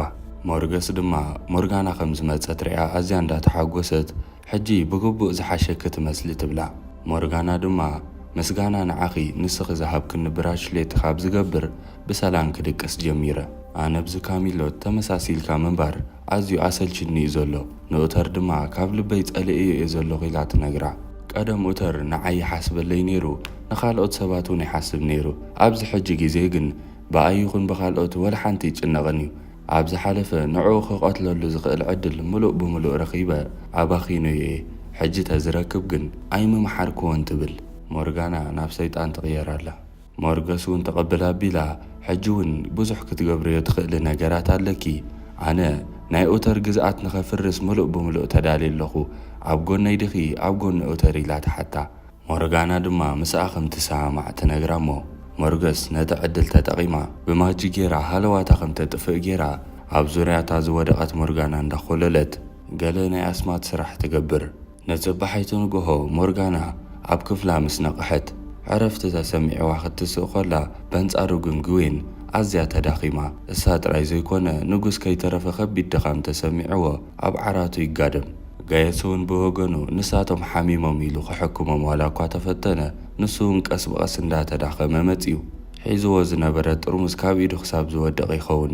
ሽዑ እዚ ነገር እዚ ተላባዓ ሕማም እዩ ክብል ከሎ ንሰምዖ። ናብታ ናይ ጥንቲ ከተማ ሲያትል ዘምርሑ መርሊንን ኣርተርን ወተሃደራቱን ድማ ናብኡ በፂሖም ውሽጢ ይኣትውሞ። ምስቶም ብጥንቆላ ህይወት ዝዘርኡ ወተሃደራት ፊት ንፊት ተረኺቦም ከቢድ ኩናት ከፍቱ። እቶም ወተሃደራትን ኣርተርን ብዘለዎም ኩሉ ዓቕሚ ምስቶም ብኣስማት ዝተስኡ ወተሃደራት ተተወዳደሩ ዋላ ሸይፊ ተሸኸሉሎም ወላ ሓንቲ ከም ዘይኮኑ ሪኦም ኣዝዮም ስንብዱ። ኣብዚ ግዜ እዚ መርሊን ኩላቶም ቅድሚ ምማቶም ማጅጉ ተጠቂሙ ኣብቲ ከባቢ ዝነበረ መንደቕ ከም ዝፈርስ ገይሩ መገዲ ነቶም ብኣስማት ዝተላዕሉ ወተሃደራት ይዓጽዎም።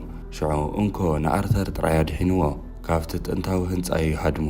ኣርተር ኣብቲ ደገ ምስ መርሊን ወፅዩ በቲ ዝተፈጥረ ነገር ኣዝዩ እንዳተገረመ ሓይሊ ናይ ወተሃደራት ወሲኹ ክምለስ ስለ ዝነበሮ ናብ ካሚሎት ምለስ። ክልቲኦም ካሚሎት ምስ ኣተዉ ግን ዘይተጸበይዎ ነገር ይጸንሖም። ኩሎም ቶም ወተሃደራት ርእሶም ስሒቶም ሓደ ሰብ ከይተረፈ ዋላቶም ነበርቲ ሓለዋቶም ከም ዘጥፍኡ ይርድኡ። መርሊን እውን ነዚ ምስ ረኣየ ኣዝዩ ተገሪሙ እንታይ ዓይነት ሕማም ምዃኑን እንታይ ከም ዝተፈጥረን ከረጋግጽ ናብ ጋየስ ዋላ ተኸደ። ሚስኪናይ ጋየስ ንባዕሉ ከምቶም ህዝቢ ሓለዋቱ ጥፍኡ ይጸንሖ። ንንጉስ ኦተር እውን ተደለይዎ ይስእንዎ እሞ ኣብ መገዲ ግዌን ወዲቓ ተጸንሖ ንኣርተር። ኣርተር ድማ ሓፍ ኣቢሉ ኣብ ዓራት ብግቡእ ከም ትድቅስ ገብራ እሞ ኣብቲ ውሽጢ ንእሽተይ ድምፂ ስለ ዝሰምዑ ቀሲሎም ተዳልዮም ናብቲ ድምፂ ዝሰምዑሉ ምስ ከዱ ሓንቲ በይና ሃለዋታ ዘየጥፈአት ሞርጋና ጥራይ ትጸንሖም። ሽዑ ኣዝዮም እንዳተገረሙ እንታይ ተፈጢሩ ኢሎም ሓትዋ። ካልኣይ ሕቶ ዝኾኖም ነገር ኩሉ ሰብ ሃለዋቱ ጥፊኡ ኸሎ ከመኢላ ሞርጋና ጥራይ ከምዚ ኢላ ኣላ እዩ። ከምኡ ኢሎም ምስ ሓተትዋ እውን እንታይ ከም ዝተፈጥረ ከም ዘይትፈልጥን ንባዕላ ተገሪማ ከም ዘላ ስለ ዝነገረቶም ኣርተር ነብኡ ናብ ምድላይ ይኣቱ።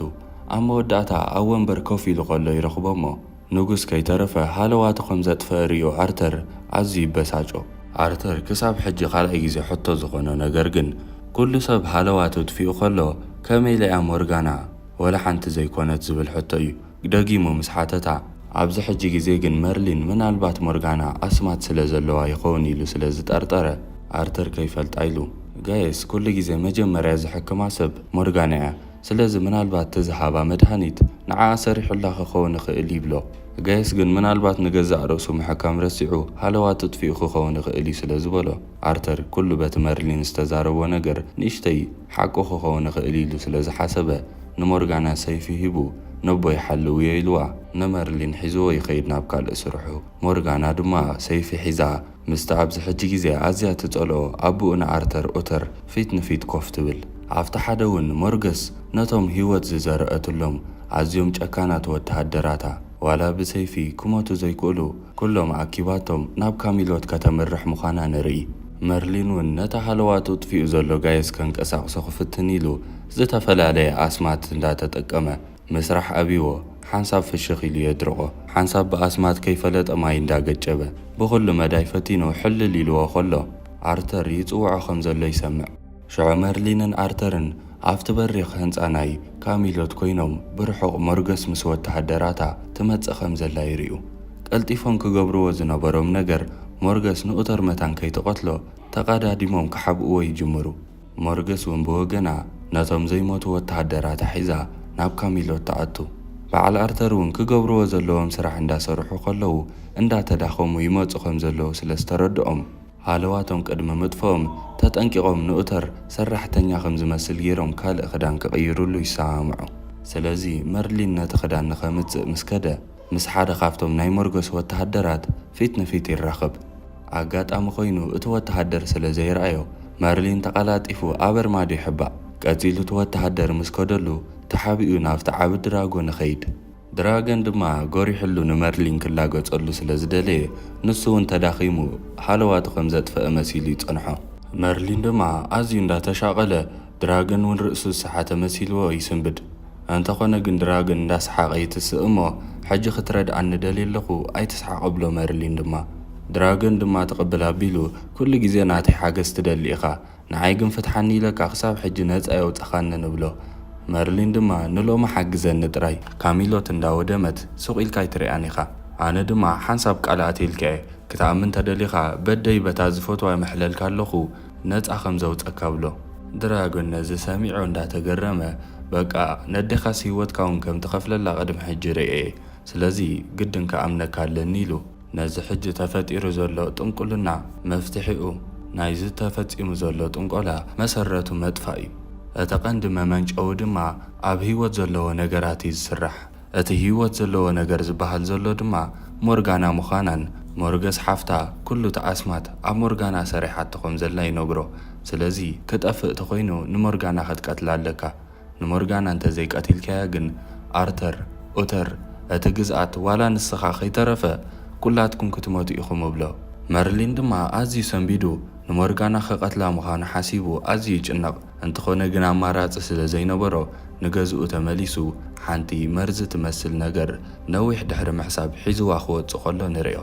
ቀፂሉ ናብ በዓል ኣርተር ከይዱ ንሞርጋና ኣፍጢጡ እንዳጠመተ ብሞርገስ ዝምርሑ ወተሃደራት ናብቲ ክፍሎም ይመፁ ስለ ዘለዉ ንሳቶም ቅድሚ መምፅኦም ንኡተር ኣብ ካሮሳ ጽዒኖሞ እንዳጎተትዎ ንኽኸዱ ይዳለዉ እሞ ሃንደበት ሓደ ካብቶም ወተሃደራት መፅዩ ምስ ኣርተር ክበኣስ ይጅምር። ኣርተር ድማ ምስኡ እንዳተቃለሰ ንኡተር ሒዝኩሞ ኺዱ ይብሎም ንሞርጋናን ንመርሊንን። መርሊንን ሞርጋናን ንኡተር እንዳጎተትዎ ክሃድሙ ከለዉ ደድሕሪኦም ካልእ ወተሃደር መፅእ እሞ ሞርጋና ተዓንቂፋ ወዲቓ መርሊን ክሕግዛ ዋላ እኳ ክእል ተነበረ እቲ ኣስማት ኣብኣ ተሰሪሑ ከም ዘሎ ስለ ዝፈለጠ ዋላ የቕተላ ኢሉ ገዲፍዋ ኸይድ። እንተኾነ ግን እቲ ወተሃደር ልክዕ ኣብ ጥቓ ምስ በፅሐ ከይቀተለ ገዲፍዋ ሓሊፉ ደድሕሪ መርሊን ይስዕብ። በቲ ነገር ኣዝዩ ዝሰንበደ መርሊን ድማ ካልእ ኣማራፂ ሲኢኑ ማጂክ ክጥቀም እንዳተዳለወ ከሎ ኣርተር ስለ ዝመፀ ሓሲቦ ዝነበረ ጉዳይ የቋርፅ። ሽዑ ሰለስቲኦም ናብቲ ቀንዲ መአከቢ ሰባት ኣዳራሽ ኣትዮም መርሊንን ኣርተርን ተሓጋጊዞም ነቲ ዝመፅእ ዝነበረ ወተሃደር በቲ ኣስካላ ከም ዝጸድፍ ገይሮም ማዕጾ ጥዑይ ገይሮም ኣዓጽዎ።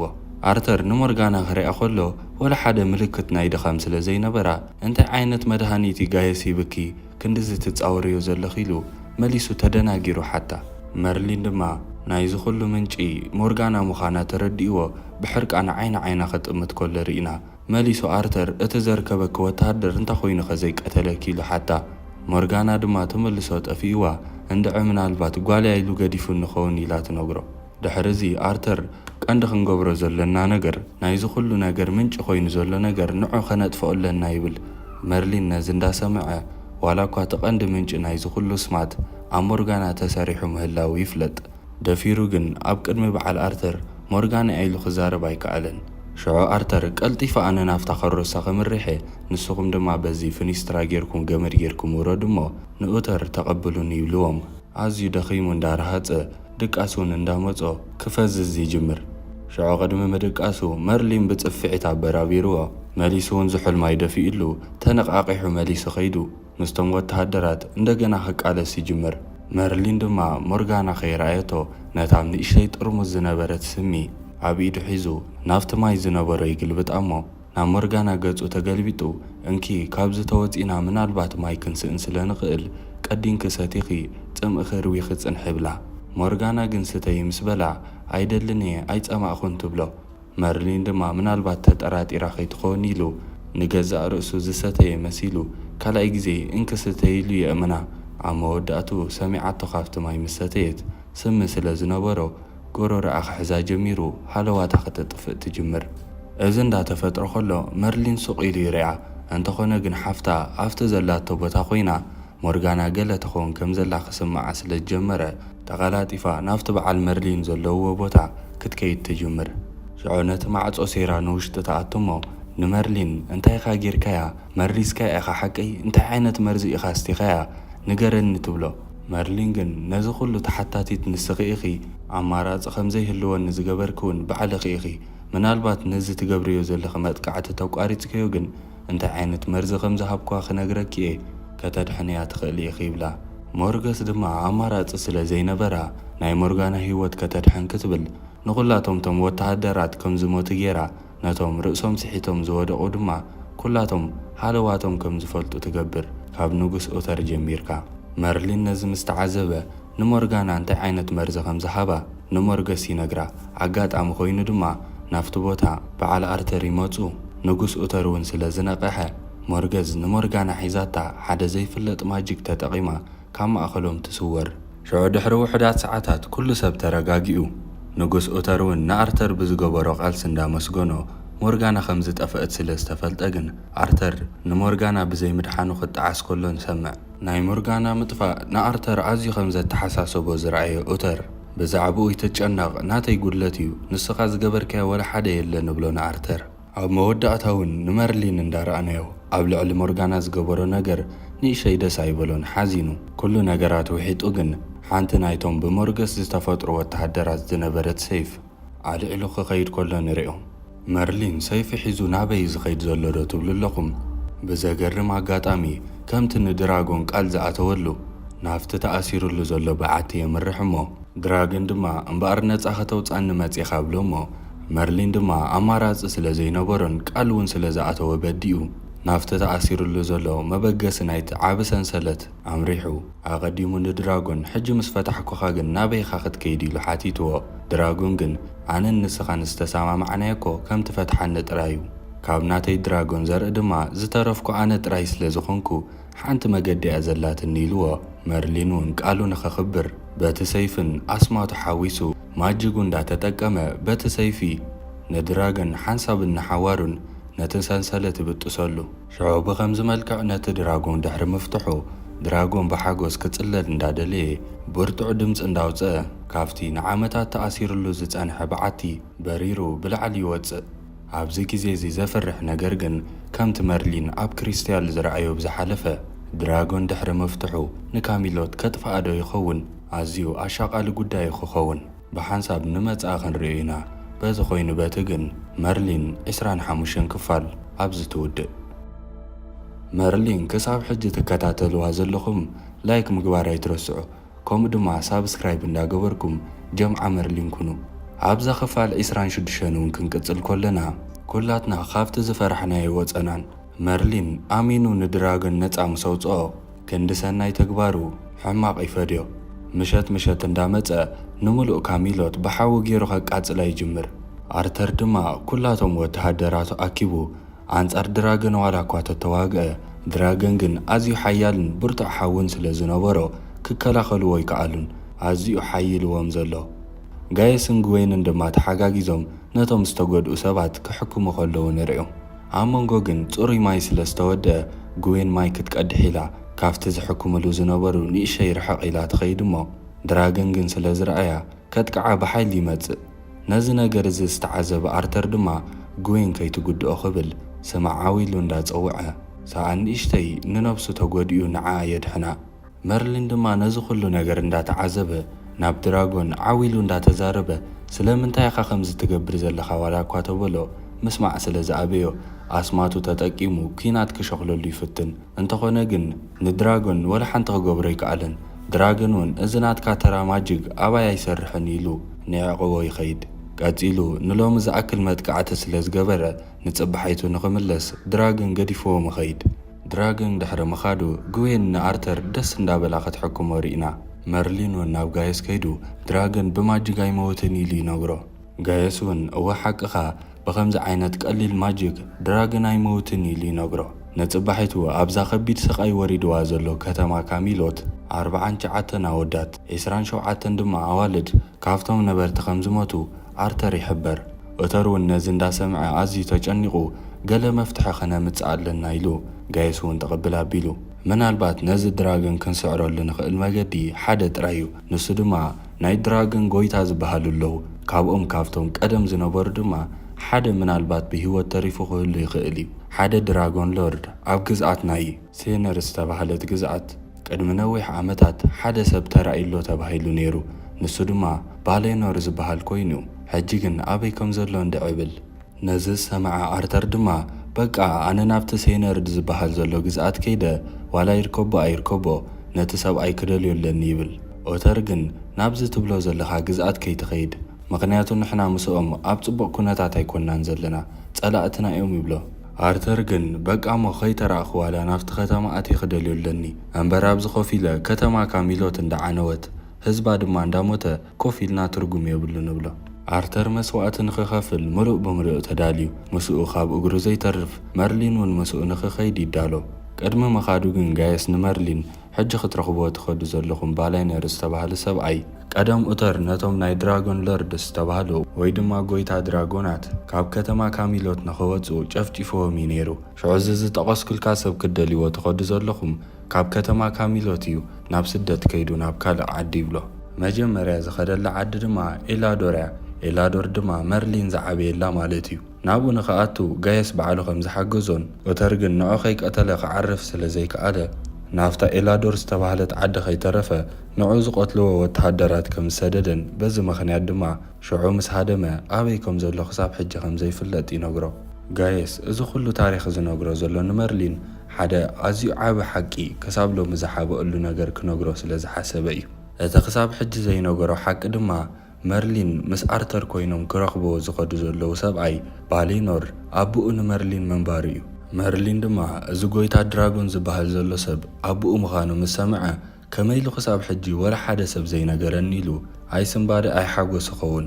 ጋየስ ድማ ንዘረብኡ ንጎድኒ ገዲፉ ምናልባት ተሓቂ ተፈሊጡ ናይ ድራጎን ጎይታ ኣቦኻ ተኾይኑ ወዲ እውን ኣስማት ክህልዎ ይኽእል ኢሉ ከይጠርጥረካ ብሎ።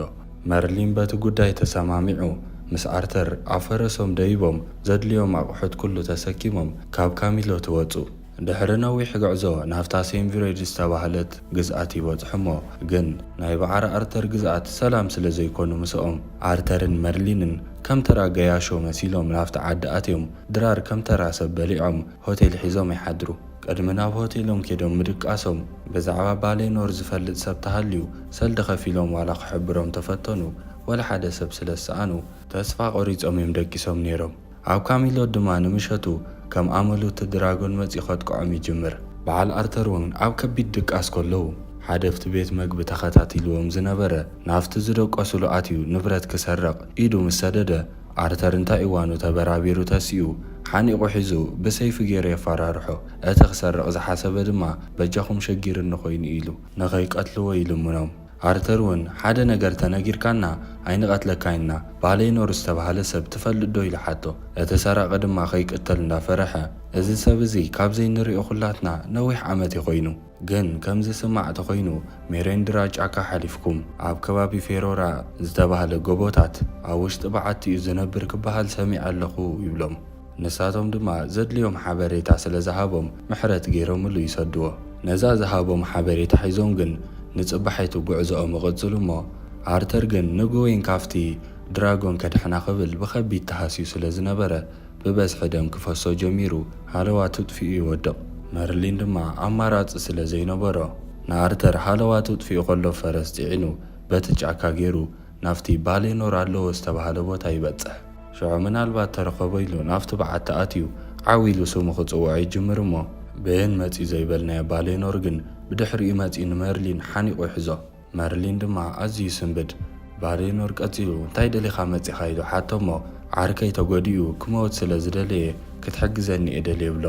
ኣብዚ ግዜ እዚ ግን ንመርሊን ልዕሊ ኩሉ ገዲስዎ ዘሎ ነገር ነቲ ክሳብ ሎሚ ኣቦይ ሞይቲ ኢሉ ዝኣምነሉ ዝነበረ ሓሳብ ኣቦኡ ንኽንደይ ዓመታት ሞይቲ ኢሉ ይሓስብ ብምንባሩን ሕጂ ብኣካል ስለ ዝረኣዮ ብውሽጡ ኣዝዩ ተሓጒሱ ነይሩ። ግን ከኣ ርግፀኛ ኣይነበረን። ንነዊሕ ዓመታት ኣብ ጫካ ክነብር ዝጸንሐ ባሌኖር ድማ ኪድ በቃ ንዓርክኻ ሒዝከዮ ምጻእ ባዕለይ ፈውሲ ክገብረሉ ይብሎ። መርሊን ተቐላጢፉ ንኣርተር ሒዝዎ ይመጽእ እሞ ባሌኖር ድማ ንሱ ብዝፈልጦ ጥበብ ይሕክሞ። ባሌኖር ቀጺሉ ቆስሊ ናይ ኣርተር ቀልጢፉ መታን ክሓዊ ናይ ኣስማት ቃላት እንዳተዛረበ መርሊን እውን እንዳሰምዖ ስርሑ ወዲኡ ጽባሕ ንግሆ ምሉእ ብምሉእ ክነቂሑ ክሳብ ሽዑ ግን ተጸበዮ ይኸብሎ። ባሌኖር ዕላሎ ቀጢሉ ንመርሊን ማንነቱ ይሓቶ እሞ መርሊን ድማ ባሌኖር ዝተባሃለ ሰብ ደልዮም ከም ዝመጹን ካብ ርሑቕ ቦታ ዝመጹ ገያሾ ምዃኖም ይነግሮ። ባሌኖር ግን ንሱ ምዃኑ ክፍለጥ ስለ ዘይደለየ ኣብዚ ኸመይ ጌርኩም ክትረኽብዎ ኢሉ ይምልሰሉ። ኣስማቶም ብተደጋጋሚ ምስ ሓተቶ ግን መርሊን ኣነ መርሊን ይበሃል እዚ ምሳይ ዘሎ ድማ ላንሲሎት ኢሉ ክሕስዎ ይፍትን። ባሌኖር ግን ኣለልይዎ ስለ ዝነበረ ኣርተር እዚ ኣርተር ዶ ይኮነን ወዲ ንጉስ ኢሉ ይነግሮ። ቅድሚ ሕጂ ንንጉስ ኡተር ይፈልጦ ስለ ዝነበረ ድማ እንታይ ደሊኹም ኢኹም መጺኹም እንዳበለ ኸፋጥጠሉ ይጅምር። መርሊን ድማ ሕጂ ዝተፈሊጠ ምሕሳዊ ኣኽለኒ ኢሉ እቲ ዓብ ድራጎን ንካሚሎት የጥቅዓሎ። ክሳብ ሕጂ ሓደ ዝተረፈ ናይ ድራጎን ጎይታ ድማ ባሌኖር ጥራዩ ስለ ዝበሉና ንዕኡ ደሊና ኢና መጺና ብሎ። ባሌኖር ነዚ ድሕሪ ምስምዑ ኣዝዩ ሓሪቑ ተስዩ ኡተር ንኹላትና ይጠሊምና ናተይ ዘርኢ እንዳጥፍአ ንዓይ ድማ ከም እንስሳ እዩ ሃዲንኒ። ቅድሚ ሕጂ እውን ነዚ ዓብ ድራጎን ሒዝካ ምጸለይልኒ ኣነ ድማ ኣሚነዮ ሒዘሉ ኸይደ ድሕሪኡ ኣሲርዎ ዝኹሉ ንድራጎን ሒዙ ከም ዝኣስሮ ጌረ ሓጊዘዮ ክንሰይ ግን ደድሕረይ እንዳመጸ ኣሳዲዱ ኣብ ከምዚ ዓይነት ህይወት ከም ዝወድቕ ገይርኒ። ካብ ካሚሎት ምስዳዱስ ደሓን ነይሩ ኣብ ኤላዶር ዝተባሃለት ዓዲ ኸይተረፈ ጽብቕቲ ሰበይቲ ረኺበ ጽቡቕ ሓዳር መስሪተ ነይረ። እንተኾነ ግን ናብኡ እንተኾነ ወተሃደራቱ ልኢኹ ንዘለዓለም ኣብ ትሕቲ በዓቲ ከምዚ ሕጂ ትርእኒ ከርተት ገይርዎ ኣሎ ናብራ ይብሎ። በዚ ምኽንያት ድማ ሕጂ ድራጎን ጥዑይ ገይሩ ሕነ ይፍደ ንኡተር ተኽኢሉ እውን ይቕተሎ። ኣነ ድማ ኣብዚ ጉዳይ እዚ ጠቕላላ ኢደይ ኣይክእቱነ ኣይክሕግዘኩምን ኢሉ ውሳንኡ ንመርሊን ይነግሮ። መርሊን ድማ እንተሓዘነ ኢሉ በዚ ምኽንያት እዚ ንጹሃት ሰባት እዮም ዝሞቱ ዘለዉ ሓደ ወድኻ ምስኦም ተዝህሉ እንታይ ምገበርካ ይብሎ እሞ ባሌኖር ግን ወዲ ስለ ዘይብለይ ብኸምኡ ዓይነት ኣብነት ንዓይ ከተእምነኒ ትፈትን ኢልዎ ገዲፎ ይኸይድ።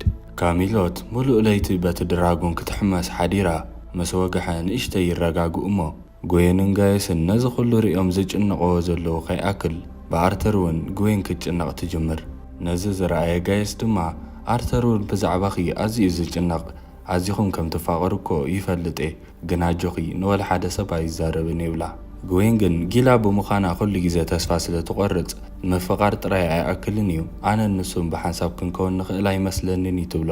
ጋየስ ግን ናይ ፍቕሪ ሓይሊ ክሳብ ክንደይ ምዃኑ ይተረድአክን ዘይፍጠርን ዘይከውንን የለን ፍቕሪ ተሃልዩ ይብላ።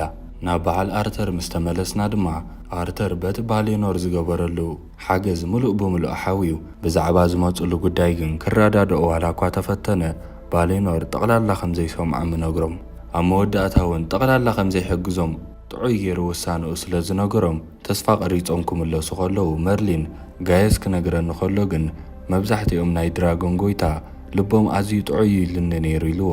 መርሊን ጉዕዞኡ ይቕጽል።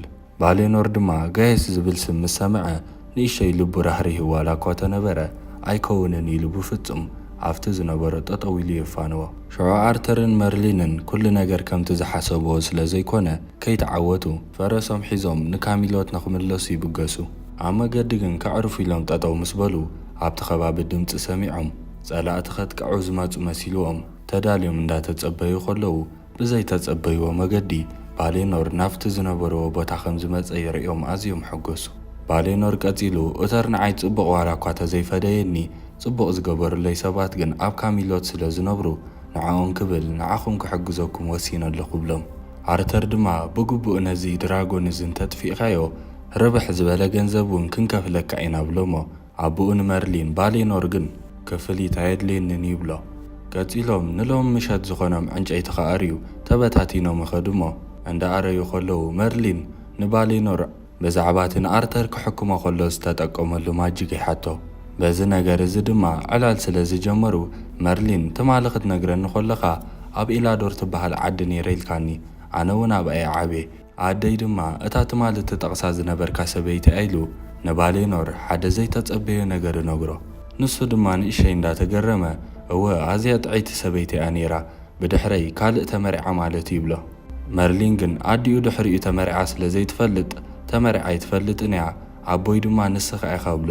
ከምዚ ኢሉ ድሕሪ ምዝራቡ ሚስኪናይ መርሊን ዓይኑ ንብዓት ክቋፅር ይጅምር።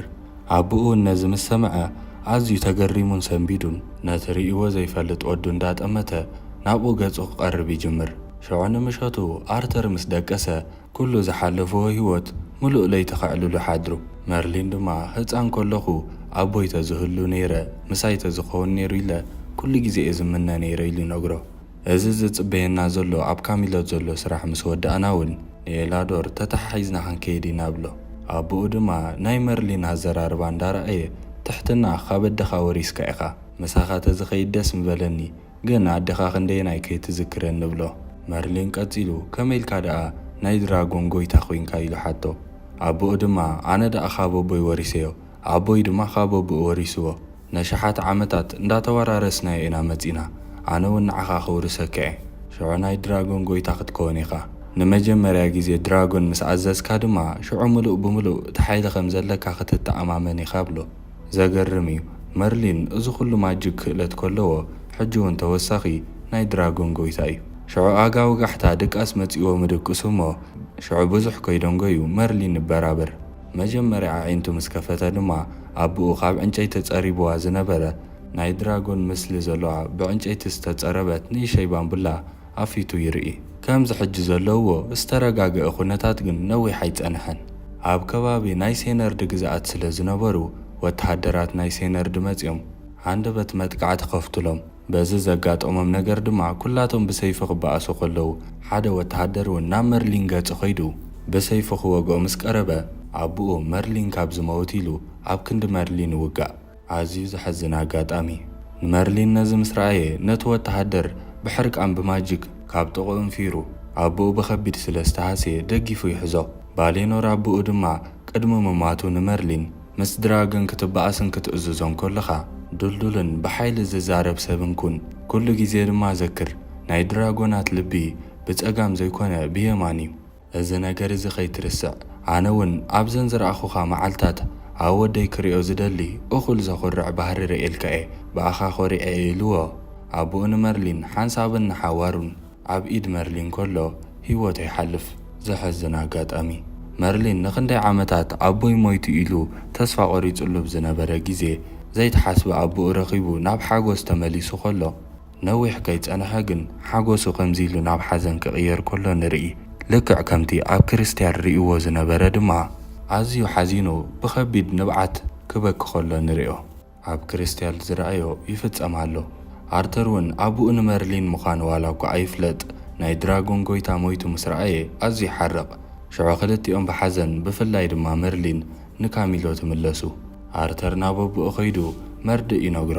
ካልእ ተስፋ ከምዘየለ ዝተረድኦ ኣርተር ድማ በቃ ካብ ሕጂ ንድሓር ባዕልና ኢና ምዝ ድራጎን ክንዋጋዕ ወይ ንሞት ወይ ንህይወት ብሎም። ኣርተር ድማ ካሚሎት ከምዚ ኢላ እንዳዓነወት ስቑኢልና ይንርአን ኢና ዋላ እኳ ብህይወት ንኽንተርፍ ጸቢብ ዕድል ተሃለወና ኩሉ ሞት ስለ ዝኾነ ምስ ድራጎን ክንዋጋእ ኢና መን ይኻልእ ህይወቱ ክኸፍል ምሳይ ዝተዳለወ ይብል። ሽዑ ኩላቶም ወተሃደራት ነዚ ሰሚዖም ንካሚሎት ክብሉ ህይወቶም ክኸፍሉ ምዃኖም እንዳተዛረቡ ሓሪኖም ይብገሱ። መርሊን ድማ ብሓዘን ንገዝኡ ተመሊሱ ነቦይ ከድሕኖ ይከኣልኩን ብሰንከይ ሞይቱ እንዳበለ ብንብዓት ገጹ ሕጸብ። ጋየስ ድማ ክረጋግኦ ቀርብ እሞ መርሊን ኣቦይ ቅድሚ ምማቱ ከም ዝነገረኒ ናይ ድራጎን ጎይታ ክእለት ካብ ኣቦ ናብ ወዲ ይሓልፍ ኢሉኒ። ቅድሚ ሕጂ ነቲ ድራጎን ክቆትሎ ፈቲነ ግን ማጂጋይ ኣብ ልዕሊኡ ይሰርሐ ንብሎ።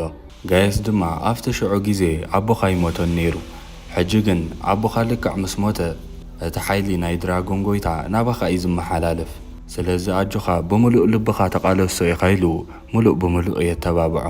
ሽዑ መወዳእታ በዓል ኣርተር እንዳተዓጠቑ መርሊን እውን ምሳኹም ከይደ ክቃለሰ ኢልዎም ኣርተርን ወተሃደራቱን መርሊን ምስኦም ብምዃን ካብ ካሚሎት ረሒቖም ኸዱ። ሽዑ ኣጋ ምሸት እቲ ድራጎን ይመጽእ እሞ ኩላቶም ወተሃደራት ኮይኖም ክቃለስዎ ይፍትኑ። እንተኾነ ግን ብሓዊ ገይሩ ንኹላቶም ኣቃጺሉ ይውድኦም። ኣርተር እውን ብዘለዎ ዓቕሚ ተቓሊሱ ናብ ትሕቲኡ ኸይዱ ብኹናት ገይሩ ይወግኦ። እንተኾነ ግን እቲ ድራጎን ብሓይሊ ስለ ዝሃረሞ ወዲቑ ርእሱ ይስሕት።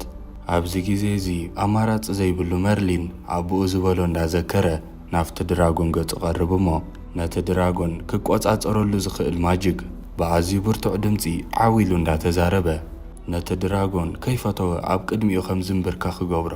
ዋው መርሊን! እዚ ኸሳቂዮም ዝቐነየ ድራጎን ከይፈተወ መርሊን ጎይታ ናይ ድራጎን ምዃኑ ምስ ፈለጠ በጃኻ ከይትቐትለኒ ካብ ዘርአይ ሓደ ዝተረፍኩ ኣነ ጥራየ ምሕረት ግበረለይ ኢሉ ይልምኖ።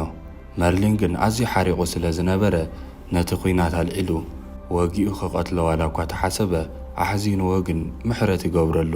እንተኾነ ግን ካብ ሎሚ ንድሓር ናብ ካሚሎት ገጽካ ሰባት ከተጥቅዕ እንተተመሊስካ ከም ዝቐትለካ ቃል ኣትወልካ ኣለኹ። ንሕጂ ግን ኣርሒቕካ ኪድ ኢሉ ይገንሖ። እቲ ዓብድ ድራጎን ድማ ሎሚ ዝገበርካለይ ምሕረት ንዘለኣለም ኣይክርስዖነ ሓደ መዓልቲ ተራኺብና ክንተሓጋገዝ ተስፋ ገብር ኢልዎ ካልኣይ ግዜ ንኸየሸግሮም ካብ ካሚሎት ኣርሒቑ ይኸይድ።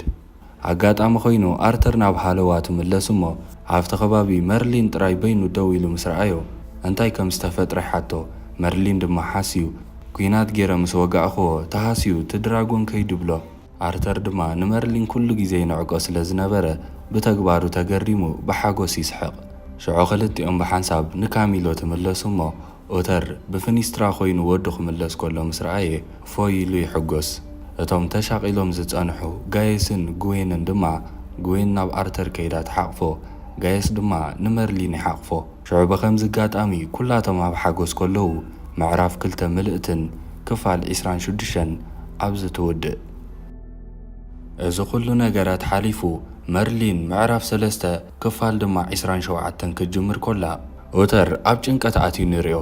እቲ ምኽንያት ድማ ሞርጋና ካብ ትጠፍእ ልዕሊ ዓመት ኮይኑ ኣይ ሞይታ ኢሎም ክቐብፅዋ ኣይ ብሂወት ክረኽብዋ ላንጋ ኮይኖም ኦተር እውን ብናቱ ጉድለት ጠፊኣ ኢሉ ስለ ዝሓስብ ኣብ ከቢድ ጭንቀት ኣትዩ። ኣርተርን ወተሃደራቱን ናብ ዝተፈላለየ ግዝኣት እንዳሰደደ ንሞርጋና ክደልያ ይጅምር። ሞርገስ ንሞርጋና ሒዛታ ካብ ትጠፍእ ነዊሕ ዓመታት ኮይኑ ዋላ እኳ ተነበረ ኦተር ግን ተስፋ ከይቆረፀ ወተሃደራቱ ዋላ እንዳሞቱ ድለይዋ ኢሉ ይሰዶም። ኣርተርን ወተሃደራቱን ድማ ንሞርጋና ክደልይዋ ፍቐድኡ ኾለል እንዳበሉ ካብ ዕለታት ሓደ መዓልቲ ኣብ ማእኸል ጫካ ከቢድ መጥቃዕቲ ይፍነወሎም። ኣርተርን ወተሃደራቱን ብዘለዎም ዓቕሚ ምስኦም ክበኣሱ ኸለዉ መርሊን ድማ ሰብ ከይረኣዮ ዝተፈላለየ ማጅግ እንዳተጠቀመ በብሓደ ክውድኦም ይጅምር። ኣርተር ዘይረኣዮም ብዙሓት ክቐትልዎ ዝመፁ ሰባት ነይሮም። መርሊን ግን ኣብቲ ዘለዎ ቦታ ኮይኑ ብማጅግ ገይሩ ይከላኸለሉ እዩ ነይሩ። ኣብ መንጎ ግን መርሊን ናበየ ኸይዱ ኢሉ ኣርተር ከባቢኡ ምስ ፈተሸ መርሊን ፈሊጡ ኸምስል ንሳቶም እንዳተቃለሱ ንሱ ግን ብገረብ ዝተሓብአ ይመስል። ኣርተር ብስርሑ ኣዝዩ እንዳተገረመ ኣተሓባባ ኣይኮናን እኮ ንፃወት ዘለና ተእሲኻ ተባኣስ ብሎ ንመርሊን። መርሊን ክንደይ ግዜ ከም ዘድሓኖ ተዝፈልጥ ከምዚ ይምበለን ኣርተር። በቲ ኮይኑ በቲ ግን ተባኣስ ተወዲኡ ብዓወት ወተሃደራት ናይ ኣርተርን ይዛዘም። ኩሉ ነገራት ተረጋጊኡ ኸሎ ግን ሓንቲ ዝተጓሳቆለት ሽግር ዘሕለፈት ትመስል ጓል ፊቶም ክትመጽእ ይርዩ። ኣርተር ተዳልዩ ሰይፉ መዚዙ ቀስ እንዳበለ ይጽጋዕ እሞ ብዘይተጸበዮ መገዲ ሞርጋና ኮይና ትጸንሕ። መርሊን እውን ድሕሪ 1 ዓመት ሞርጋና ብምምላሳ ኣብ ልዕሊኣ ዝገበሮ ነገር እንዳዘከረ ንንጉስ ነጊራ ኣብ ልዕሊኡ ስጉምቲ ከይትወስደሉ ንእሽተይ ክፈርሕ ይጅምር። ሽዑ ንካሚሎት ምስ ተመልሱ ሞርጋና ጋየስ ዘድልያ ሕክምና ገይሩላ። ኦተር እውን ተሻቂሉ ፍቲ ኣፍ ደገ ጸኒሑ ድሓን ዳይሉ ሓቲቱ ድሓን ምዃና ምስ ተነግሮ ንጋየስ እንዳመስገነ ኣይ ሓጎስ ኣይ ሓዘን ኮይኑ ዘሎ መርሊን ድማ ኣብ ገዛ ተጨኒቑ ጋየስ ክሳብ ዝመፀሉ ክጽበ ከሎ ንሪኦ። ልክዕ ጋየስ ምስ መፀ ድማ ተሸርሺሩ ስለ ዘሎ መርሊን ሞርጋና እንታይ ኢላትካ ብዛዕባይ ከታይ ተዛሪባ ከም ዝመረዝክዋ ንንጉስ ተዛሪባ እንታይ ክገብረኒ ይኸውን እንዳበለ ተዳራራቢ ሕቶ የውርደሉ። ጋየስ ድማ ተረጋጋእ ኣብቲ ሽዑ ግዜ እኮ ንሞርጋና ዝመረዝከያ ምክንያት ኣማራፂ ኢኻ ሲኢንካ እንተዘይትምርዛ ድማ ዋላ ዝግዝኣት ጠፊኡ መሃለወ ስለዚ ተረጋጋእ ኢሉ ንእሽተይ ከም ዝሓድእ ገብሮ። ሽዑ ንጽባሒቱ ወጋሕታ መርሊን ካብ ዓራቱ ምስ ተስአ ኣርተር ናብ ናይ ሞርጋና ክፍሊ ከም ዝፀውዖ ሰሚዑ ናብ ክፍላ የምርሕ። ኣብኡ ምስ በጽሐ ድማ ሞርጋና ኩሉ እቲ ዘሕለፈቶ ስቃይ ሓደ ብሓደ ንኣርተር ከተዕልሎ ትጸንሕ እሞ መርሊን ንእሽተይ ካብ ዕላላ እንዳሰምዐ ኣብ ፊቶም ጠጠው ብል። ሞርጋና ግን ንስኹም ተዘይትመፁ ግን ስቃየይ መቐጸለ ኢላ ንኣርተር ተሓቕፎ እሞ ኣርተር እውን ተፋኒዋ ክወፅእ ከሎ መርሊን ድሕሪት ስለ ዝነበረ ንመርሊን ጽናሕ ክዛረበካ ደልየ ኣለኹ ትብሎ። መርሊን ድማ ተሃንጢኡ እንታይ ከም ትብሎ እንዳተጸበየ ሞርጋና እስኻ ከም ዝመረስካኒ ጥዑይ ገይረ ፈልጥ እየ። መርሊን እውን እንዳሰንበደ ኣብቲ ግዜቲ ኣማራፂ ነበረንን ኢሉ ይምልሰላ። ንሳ ድማ ኣብቲ ናትካ ዝነበርካዮ ህመት ተዝኸውን ሓቂኻ ኢኻ ኣነ እውን ከምኡ ክውስን እኽእል እየ ንዕሩኽትኻን ንስድራኻን ነዚ ግዝኣት ኩሉ ከተድሕን ክትብል ከምኡ ወሲንካ። ኣነ እውን ብነፍሰይ ኣብቲ ግዜቲ ኣሸጋሪተይ ነይረ ቅንዕቲ እውን ኣይነበርኩን። ሕጂ ግን ኦተር ንምንታይ ኣንጻር ማጂክ ከም ዝቃለስ ተረዲእኒ እዩ። ብሰንኪቲ ዘሕለፍክዎ ኩሉ ስቃይ ኩሉ ነገራት ተረዲእኒ እዩ። ንዓኻ እውን እስኻ ዘይኮንካ ኣነ የቕሬታ ክሓተካ እየ ዝደሊ ኢላቶ ኣዝዩ ብጥዑም ብልምሉም ዘረባ ጌራ ንመርሊን ከም ዝረጋጋእ ትገብሮ። መርሊን ዘይተጸበዮ ነገር ስለ ዝኾነ የቕሬታኣ ተቐቢሉ ንሱ እውን የቕሬታ ሓቲቱ ብምምላስኪ ተሓጒሰ ኢልዋ ይኸይድ። ናይ ብሓቂ ግን ሞርጋና ናብ ልባድያ ተመሊሳ ዋላስ ካልእ ዓይነት መጻወድያ ሓሲባ መጽያ ዘላ እስከ ምስ ግዜ ክንሪኦ ኢና። ቀፂላ እውን ናብ ኦተር ተምርሕ እሞ ኦተር ገጻ ምስ ረኣየ ሞርጋና ብምምላሳ ንፈጣሪ እዩ የመስግን። ሞርጋና ድማ ነተን ብሓጎስ ዝነብዓ ዝነበረ ኣዒንቲ ናይ ኦተር ብመንዲላ ጌራ እንዳጸረገት ብኣይ ተስፋ ዝቆረጽካ ይመሲልኒ ነይሩ። ንስኻ ግን ኣይቆረጽካን ተስፋ ተትቆርጽ እውን ነዊሕ ጠፊአ ንስኻ ከም ጓልካ እንዳረእኻኒ ኣነ ግን ካብ ክብርኻ ጉዲለካ ኣገባብ ዘይብሉ ዘረባ እውን ክንደይ ግዜ ተዛሪበከ እየ ከምኡ ግን ኣይግባኣካኒ ነይሩ እንዳበለት ንንጉስ እውን የቕሬታ ሓቲታ ንንጉስ እውን ተረጋግኦ ክትወፅእ ኸላ ግን በቲ ንፈልጦ ሕማቕ ኣጠማምታ እንዳጠመተት ተንኰል ዝሓሰበት ትመስል። ካብታ ዝፈራሕናያ ኣይወፀናን። ንምሸቱ ሞርጋና ግን ከምታ ዝፈራሕናያ ዘላ ኩሉ ሰብ ምስ ደቀሰ ንምሸቱ ካብ ካሚሎት ወፅያ ትኸይድ እሞ ምስ ሞርገስ ሓፍታ ትራኸብ። ቀፂላ እቲ ዓንተወይ ኦተር ክነብዕ ከሎ ዝጸረገትሉ መንዲል ንሓፍታ ትህባ። ሓፍታ እውን ነዚ ተቐቢላ ናፍታ መንዲል ኣስማት እንዳገበረት ኣብ ደም ዝተኣልከ ገለ ነገር ኣውፂኣ ንሞርጋና ትባ እሞ ሞርጋና እውን ኦተር ምስ ተሰኣላ ኣብ ትሕቲ ዓራቱ ብደም ዝተጨማለቐ ጥንቆላ ዘለዎ ገለ ነገር ኣብ ትሕቲ ዓራቱ ተንጠልጥል። ንጽባሒቱ በዓል ኣርተር እንዳተለማመዱ ከለዉ ኣብ ዝሓለፈ መዓልታት ኣብ ዝነበረ ውግእ በዓል ኣርተር እንዳተዋግኡ ከለዉ መርሊን ግን ይሕባእ ከም ዝነበረ ነቶም ካልኦት እንዳነገረሉ ኩላቶም ብሓባር ኮይኖም ይስሕቅዎ። መርሊን ድማ ከምዛ ምስኦም ዘሰሓቐ መሲሉ ኣርተር ልምምዱ ምስ ቀጸለ ማጅጉ ገይሩ ወላ ሓደ ኸይረኣዩ። ኣርተር ልምምዱ ክቕጽል ናብ ሜዳ ምስ ኣተወ ማጂክ ገይሩ ነቶም ዘለማምድዎ ዝነበሩ እንዳጋገየ ከም ዝሃስይዎን ከም ዝዓብስዎ ንገብር። ሽዑ ልክዕ ከምቲ እሱ ክላገጸሉ ዝጸንሐ መርሊን እውን ተሓጒሱ ፍሽኽ ክብል ከሎ ንሪኦ። ሽዑ ንምሸቱ ኩላቶም ብሓጎስ እንዳሰተዩ እንዳበልዑ ኦተር እውን ንእሽተይ መስተ ብዚሑ ነይሩ ዋላ እኳ ተኾነ ተሲኡ ግን ኣዝዩ ከም ዝተሓጎሰን ሞርጋና ብምምላሳ ወሰን ዘይብሉ ሓጎስ ይስምዖ ምህላው ይገልጸሎም። ሽዑ ንሞርጋና ይሓቕፋ እሞ ንሳ እውን በቲ መርዛም ኣዒንታ እንዳጠመተቶ ከም ትፈትዎ መሲላ ተሓቕፎ። ኦተር ቀፂሉ ንእሽተይ ንፋስ ተወሰደ ኢሉ ናፍቲ ኣፍ ደገ ገጹ ይወፅእ እሞ ኣብቲ ከባቢ ዒላ ኣውያት ስለ ዝሰምዐ ከረጋግጽ ኢሉ ናፍቲ ዒላ ይቕልቀል። ሽዑ ብዘይተጸበዮ መገዲ ናይ ሰበይቱ ናይ ሞት መንፈስ ኣብ ውሽጢ እቲ ዒላ ጸኒሑ ኢዱ ይሕዞሞ በስምባደ ርድኡን ኢሉ ይእዊ። ሽዑ ኩላቶም ወተሃደራቱን በዓል ጋየስን ተኣኪቦም መጺኦም ይረድእዎ እሞ ተደጋጊፎም ኣትዮም ኣብ ዓረቱ ኣረጋጊኦም የደቅስዎ። ኩላቶም ምስ ወጽላ ግን ቅይር ኢላ በቲ መርዛማ ዓይንታ ንኡተር ትጥምቶ። ኣርተር ድማ ናይ ኣቦኡ ጉዳይ ኣዝዩ ጨኒቕዎ ንጋየስ ይሓቶሞ። ኡተር ስም ኣዴኻ እንዳጸውዐ ብመንፈስ ከም ዝረኣያ እዩ ተዛሪቡ። ስለዚ ናይ ጽባሕ ኩነታቱ ርኢና እንታይ ከም ዝኾነ ክንግምት ንኽእል እምበር ክሳብ ሕጂ ወላ ሓደ ክብለካ ኣይክእልኒ። ግን ከዓ ብዙሓት ሰባት እዮም ከምኡ ክብል ከሎ ሰሚዖሞ ይብሎ። ሞርጋና ድማ ብሓጎስ ናብ ሓፍታ ትኸይድ እሞ ኩሉ ነገር ከምቲ ዝሓሰብናዮ እዩ ዝኸደልና ዘሎ ትብላ። ሞርገስ ሓፍታ ድማ ብሓጎስ ኡተር ዓቢዱ ዝብል ወረ ናብ ኩሉ ሰብ ከም ዝበጽሕ ጌራ ናብ ናይ ካሚሎት ጸላእ ዝኾነ ናይ ሴነርድ ግዝኣት ከይዳ ብሓንሳብ ኮይና ንኡተር ነጥቃዓዮ ከም ትብሎ ንሓፍታ ትነግራ። ደጊማ እውን ካልእ ኣብ ደም ዝተኣልከ ንኡተር መዕበዲ ዝኾና ንሞርጋና ሂባ ትሰዳ። ሞርጋና ድማ ነቲ ደም ሒዛቶ እንዳኣተወት ኮላ ሓደ ወተሃደር ደም ይነጥብ ከም ዘሎ ስለ ዝረኣየ ክሕግዛ ኢሉ ናብኣ ይቐርብ እሞ ክፍትሽ ክብል ከይረኽባ ኢላ ብኻራ ጌራ ቀቲላቶ ካልእ ሰብ ከይረኣያ ናብ ክፍላ ተኣቱ። ሞርገስ ሓፍታ እውን ከምቲ ዝበለቶ ናብ ሴነርድ ግዝኣት ከይዳ ምስቲ ቀንዲ መርሒኦም ትራኸቡ እሞ ብዛዕባ ንኡተር ኣጋጢምዎ ዘሎ ናብ ዕቡድ ከም ዝተቐየረ እንዳነገረቶ ብተወሳኺ እውን ኣብ ካሚሎት ንሕና ንኣምና ንዓና ተገልግል ሰብ ስለ ዘላትና ስለዚ ኡተር እውን ምስ ርእሱ ስለ ዘየለ ኣነን ንስኻን ተሓጋጊዝና ተሰሪሕና ብቐሊሉ ንናይ ኡተር መግዛእቲ ትክዕና ኣብ ኢድና ኸነእትዎ ንኽእል ኢና ኢላ ኣእሚናቶ ምስኣ ይሰማማዕ። ሽዑ ንጽባሒቱ ኡተር ንእሸይ ተመሓይሹ ኩላቶም ኣብ ዝተኣከቡሉ ናይ ሴነርድ ግዝኣት ኣብ ልዕሊኦም መጥቃዕቲ ከም ዝሓሰቡ ይነግርዎ እሞ ኣብዚ ጉዳይ እዚ ክዘራረቡ እንዳሓሰቡ ከለዉ ኣብ መንጎ ኡተር ሃንደበት ጀሚርዎ ሓደ ካብ ማይ ዝወፀ ዝጠልቀየ ዝመስል ቆልዓ ብመንፈስ ይረኣዮ። በይኑ ይርዮ ብምንባሩ ኣውፁለይ ካብ ቅድሚያ ርሕቆ እንዳበለ ክዛረብ ይጅምር። ኩላቶም ድማ እንታይ ይርእዩ ኢሎም ተገሪሞም ነንሕድሕዶም እጣማመቱ። ሽዑ ኩላቶም ተሓጋጊዞም ናብ ክፍሉ ሒዞሞ ይኸዱ እሞ ንእሽተይ ዓረፍ ብልዎ። ሞርጋና ድማ ነዚ እንዳረኣየት ኣብ ጎኒ ኮይና ክትሕጎስ ኮላ ርኢናያ። ኩሉ ዝፍጠር ዘሎ ዘገረሞ መርሊን ድማ ንጋየስ እንታይ ዝፍጠር ዘሎ ኢሉ ሓቶ።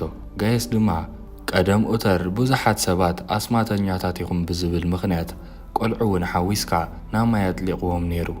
ምናልባት ናቶም መንፈስ እንዳተመላለሰ እዩ ዝርቡሾ ዝህሉ ኢሉ ንመርሊን ይነግሮ።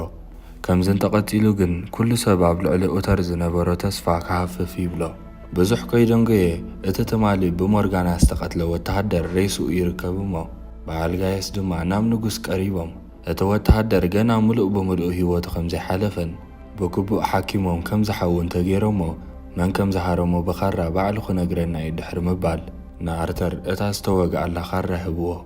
ምስኦም ከም ፈታዊት መሲላ ኩሉ ነገር ትሰምዕ ጸንሐት። ሞርጋና ድማ እቲ ወተሃደር ሂወት ረኺቡ ተሲኡ ከይሓሰወላ ከሎ ተቐላጢፋ ቅድሚ በዓል ጋየስ ተኣትሞ ናብ ክፍሎም ወደ ሓደ ከይረኣያ ነቲ ክሕክምዎ ዝጸንሑ ወተሃደር መርዝ ስትያ ቀቲላቶ ትወፅእ።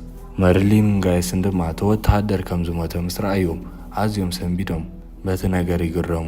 መርሊን ቀፂሉ ናብ ገዛ ናይ ኡተር ኸይድ እሞ ኣብቲ ኸባቢ ዓራቱ ደም ዝነጠበ ርኢዩ። እንታይ ምዃኑ ኸረጋግጽ ድንን ምስ በለ ኣብ ትሕቲ ዓራቱ በዓል ሞርጋና ዘዳለዎ ናይ ጥንቆላ ነገር ኣብኡ ጸንሖ። ሽዑ ግን ኣብቲ ክፍሊ ከሎ ሞርጋና ትመጽእ እሞ ይሕባእ። ሞርጋና ድማ ነቲ ናይ ጥንቆላ ደም ዘለዎ ሒዛ ካብ ካሚሎት ወፂያ ትኸይድ። መርሊን እውን ንሳ ኸይረኣየቶ ደድሕሪኣ ይስዕባ እሞ ሞርጋና ግን ድሕሪኣ ሰብ ከም ዘሎ ነብሳ ነጊርዋ ናብ ኩሉ መዳይ ተጠመተት። ግን ወላ ሓደ ሰብ ክትርኢ ከኣለትን መርሊን ይሕባእ ስለ ዝነበረ ኣብ መወዳእታ ሽዑ ምስ ሞርገስ ተራኺባ ሞርገስ ድማ ንግዝኣት ሴነርድ ኣእሚናቶም ከም ዝመጸት ትነግራ። ሞርጋና ድማ ተቕብላ ኣቢላ ኩሉ ነገር ጽቡቕ እዩ ዝኸይድ ዘሎ ሓደ መርሊን ዝበሃል ግን ኣሎ ንሱ ይጠራጠረኒ ኣሎ ግን ደስ ዝብለኪ ነገር ሕጂ ደድሕረይ ክስዕበኒ ጸኒሕ እዩ ኣብዚ ኸባቢና ድማ ኣሎ ኢላ መርሊን ደድሕሪኣ ከም ዝሰዓበ ከም ዝፈለጠት ተቃልዖ። መርሊን ነዚ ምስ ሰምዐ ካብቲ ተሓቢእዎ ጸንሐ ተሲኡ ጉያ ይተሓሓዞ። ሞርጋና ድማ ንዓይ ከተሽክዐኒ ትኽእልን ኢኻ ብምባል ንሞርገስ ወተሃደራታ ንኽትሰደሉ ነጊራታ ሞርገስ እውን ከምቲ ዝበለታ ጌራ ወተሃደራት ናይ ሞርገስ ደድሕሪ መርሊን ይስዕቡ። ጋየስ ድማ ናብ ኣርተር ኸይድ እሞ ኣብዚ ሕጂ ግዜ እዚ ኡተር ምስ ርእሱ የለን። ስለዚ ኣብዚ ጉዳይ ዙርያ ምስ ኣባል ምክሪ ቤት ተዘራሪብና ንግዚኡ ናይ ንግስነት ቦታ ንስኻ ክትሕዞ ተሰማሚዕና ኣለና ይብልዎ ንኣርተር። ኣርተር ግን ብፍጹም ዘይከውን እዩ ኣበይ ብሂወት ክሳብ ዘሎ ንጉስ ንሱ ጥራይ ይብሎ። ንጽባሒቱ ወጋሕታ ድማ በዓል ሞርገስ ንመርሊን ከም ዝሓዝዎ ርኢና። ሞርገስ ንመርሊን ንምንታይ ኢኻ ንኣርተርን ንካሚሎትን ክንዲዚ ዝኣክል መስዋዕቲ ትኸፍል? እቲ ምስጢር እንታይ እዩ እንዳበለት ከተፋጥጠሉ ኾላን ሰምዓ። መርሊን ግን ወላ ሓደ ይኹን ቃል ከየውፅአ ሶቕ እብል እሞ ንሳ ድማ ምስ ምስጢርካ ናብ መቓብርካ ክሰደካ ኢላ ንሞርጋና እውን መሪስካያ ከም ዝነበርካ ዝርስዖ ኸይመስለካ ትብሎ። ሽዑ መርሊን ኣስማቱ ዋላ እኳ ክጥቀም ይኽእል ተነበረ ምስ ከዱ ብኣስማቱ ክፈትሖ ነቲ ዝተኣስረሉ ሰንሰለት ሓሲቡ ነይሩ። እንተኾነ ግን ሞርገስ እውን ኣብቲ ልዕሊ ሰንሰለት ከቢድ ማጅግ ጌራትሉ ንመርሊን ኣብዚ መጺኦም ኣራዊት ክበልዖ ኸዮም ኢላቶ ኣብ ማእኸል በረኻ ኣሲሮም ገዲፎም መኸዱ። ጋየስ እውን መርሊን ኣብ ገዛ ከምዘይሓደረ ርኢዩ ናበይ ከይዱ ይኸውን ኢሉ ክደደዩ ይጅምር። ሞርጋና እውን ነዚ ሰሚዓ ዝገበረቶ ስለ ትፈልጥ በቲ መርዛማ ዓይንታ እንዳጠመተት ፍሸኽ ትብል። መርሊን ድማ ኣብቲ ጫካ በይኑ እተን ዓበይትን ቅርብዒት ቅድሚ መምፅአን ነቲ ተኣሲሩሉ ዘሎ ሰንሰለት ብማጅግ ክበትኮ ዋላ እኳ ተሓዘበ ጠቕላላ ምዃን ኣብይዎ ክዳኸም ይጅምር። ካብቲ ዝፈራሕናዮ ናይ ወፀናን ኣዝየን ብዙሓትን ቅርብዒት ናብ መርሊን ገፀን እንዳመጻ ክወግኦ ይጅምራ። ንሱ እውን ብዘለዎ ዓቕሚ ነተን ሓደ ሓደ ብማጅግ ገይሩ እንዳርሓቐ ምስአን ክቃለስ ይፍትን። እንተኾነ ግን በቲ ናተን መንከስትን በቲ ኸቢድ ፃዕሪ ዘካይዶ ዘሎን ኣዝዩ ክደክም ስለ ዝጀመረ ሃለዋቱ ናብ ምጥፋእ ገጹ ክኸይድ ይጅምር። ግን ሙሉእ ብምሉእ ሃለዋቱ ቅድሚ ምጥፍኡ ኣማራፂ ስለ ዝሰኣነ ናይ ድራጎን ጎይታ ምዃኑ ተዘኪርዎ ብዓቢ ድምፂ ንድራጎን ይደሃዮ። እቶም ብሞርገስ ዝተፀውዑ ወተሃደራት ናይ ሳይነር ድማ ዘለዎም ሓይሊ ኩሉ ኣኻኺቦም ጉዕዞኦም ናብ ካሚሎት ክገብሩ ከለዉ ንሪኦም። መርሊን እውን ሙሉእ ምሸት ምስተን ኣራዊት ክቃለስ ኣምስዩ ሓይሉ ኣብ ዝተዳኸመሉ ግዜ ኣጋጣሚ ኮይኑ ድራጎን ናፍቲ ቦታ ይበጽሕ እሞ ንኹላተንን ቅርብዒት ሓዊ ገይሩ ክቃጽለን ይጅምር። ነቲ ኣብ ኣፍ ደገ ሞት ዝጸንሐ ጎይትኡ መርሊን ድማ ተሰኪምዎ ኣድሒንዎ ይኸይድ። እስከ ኣብ ቀጻሊ ክፋል መርሊን ሙሉእ ብምሉእ ይሓዊ ደኸውን ሞርገስን ናይ ሴነር ግዝኣትን ድማ ንካሚሎት ኣጥቂዖም ይቆጻጸርዋ ደኾኑ። እቲ ናብ ጽሉል ተቐይሩ ዘሎ ንጉስ ኡተርከ ናብ ርእሱ ይምለስ ደኸውን። ኩሉ ዝብሓባር መርሊን ምዕራፍ 3 ኣብ ክፋል 28 ክንርኢና። ንሎሚ ግን መርሊን ክፋል 27 ኣብዚ ትውድእ። እምበኣር ተኸታተልቲ መርሊን ነዚ ትመስል ነይራ ትፈትዋ ደለኹም ላይክ ምግባር ኣይትረስዑ። እዞም ርኢኹም ስቑኢልኩም ትወፁ መርሊን ከይቅየመኩም ሳብስክራይብ እንዳገበርኩም ጀምዓ መርሊን ኩኑ። ኣብ ዝቕጽል ብኻልእ ክፋል መርሊን ክሳብ ንራኸብ ኣንደር ዘዶም ዘርእስታ ፊልም ዘይተኸታተልኩም ኣተሃሊኹም ኣብ ቀጻሊ ሒዘልኩም ክመጽእ ስለ ዝኽእል ምናልባት ኣብ ቀጻሊ ሰሙን ምናልባት ሒዘልኩም ክመጽእ ስለ ዝኽእል ካብ ቀዳማይ ክሳብ 10 ፓርት ኣብዚ ስክሪን ወይ ድማ ኣብ ዲስክሪፕሽን ክገድፈልኩም እየ ኣቲኹም ረኣይዋ ኢኹም። ዘለኩም ሓሳባት ድማ ኣብ ኮመንት ጻሓፉለይ ሰሰና እዩ።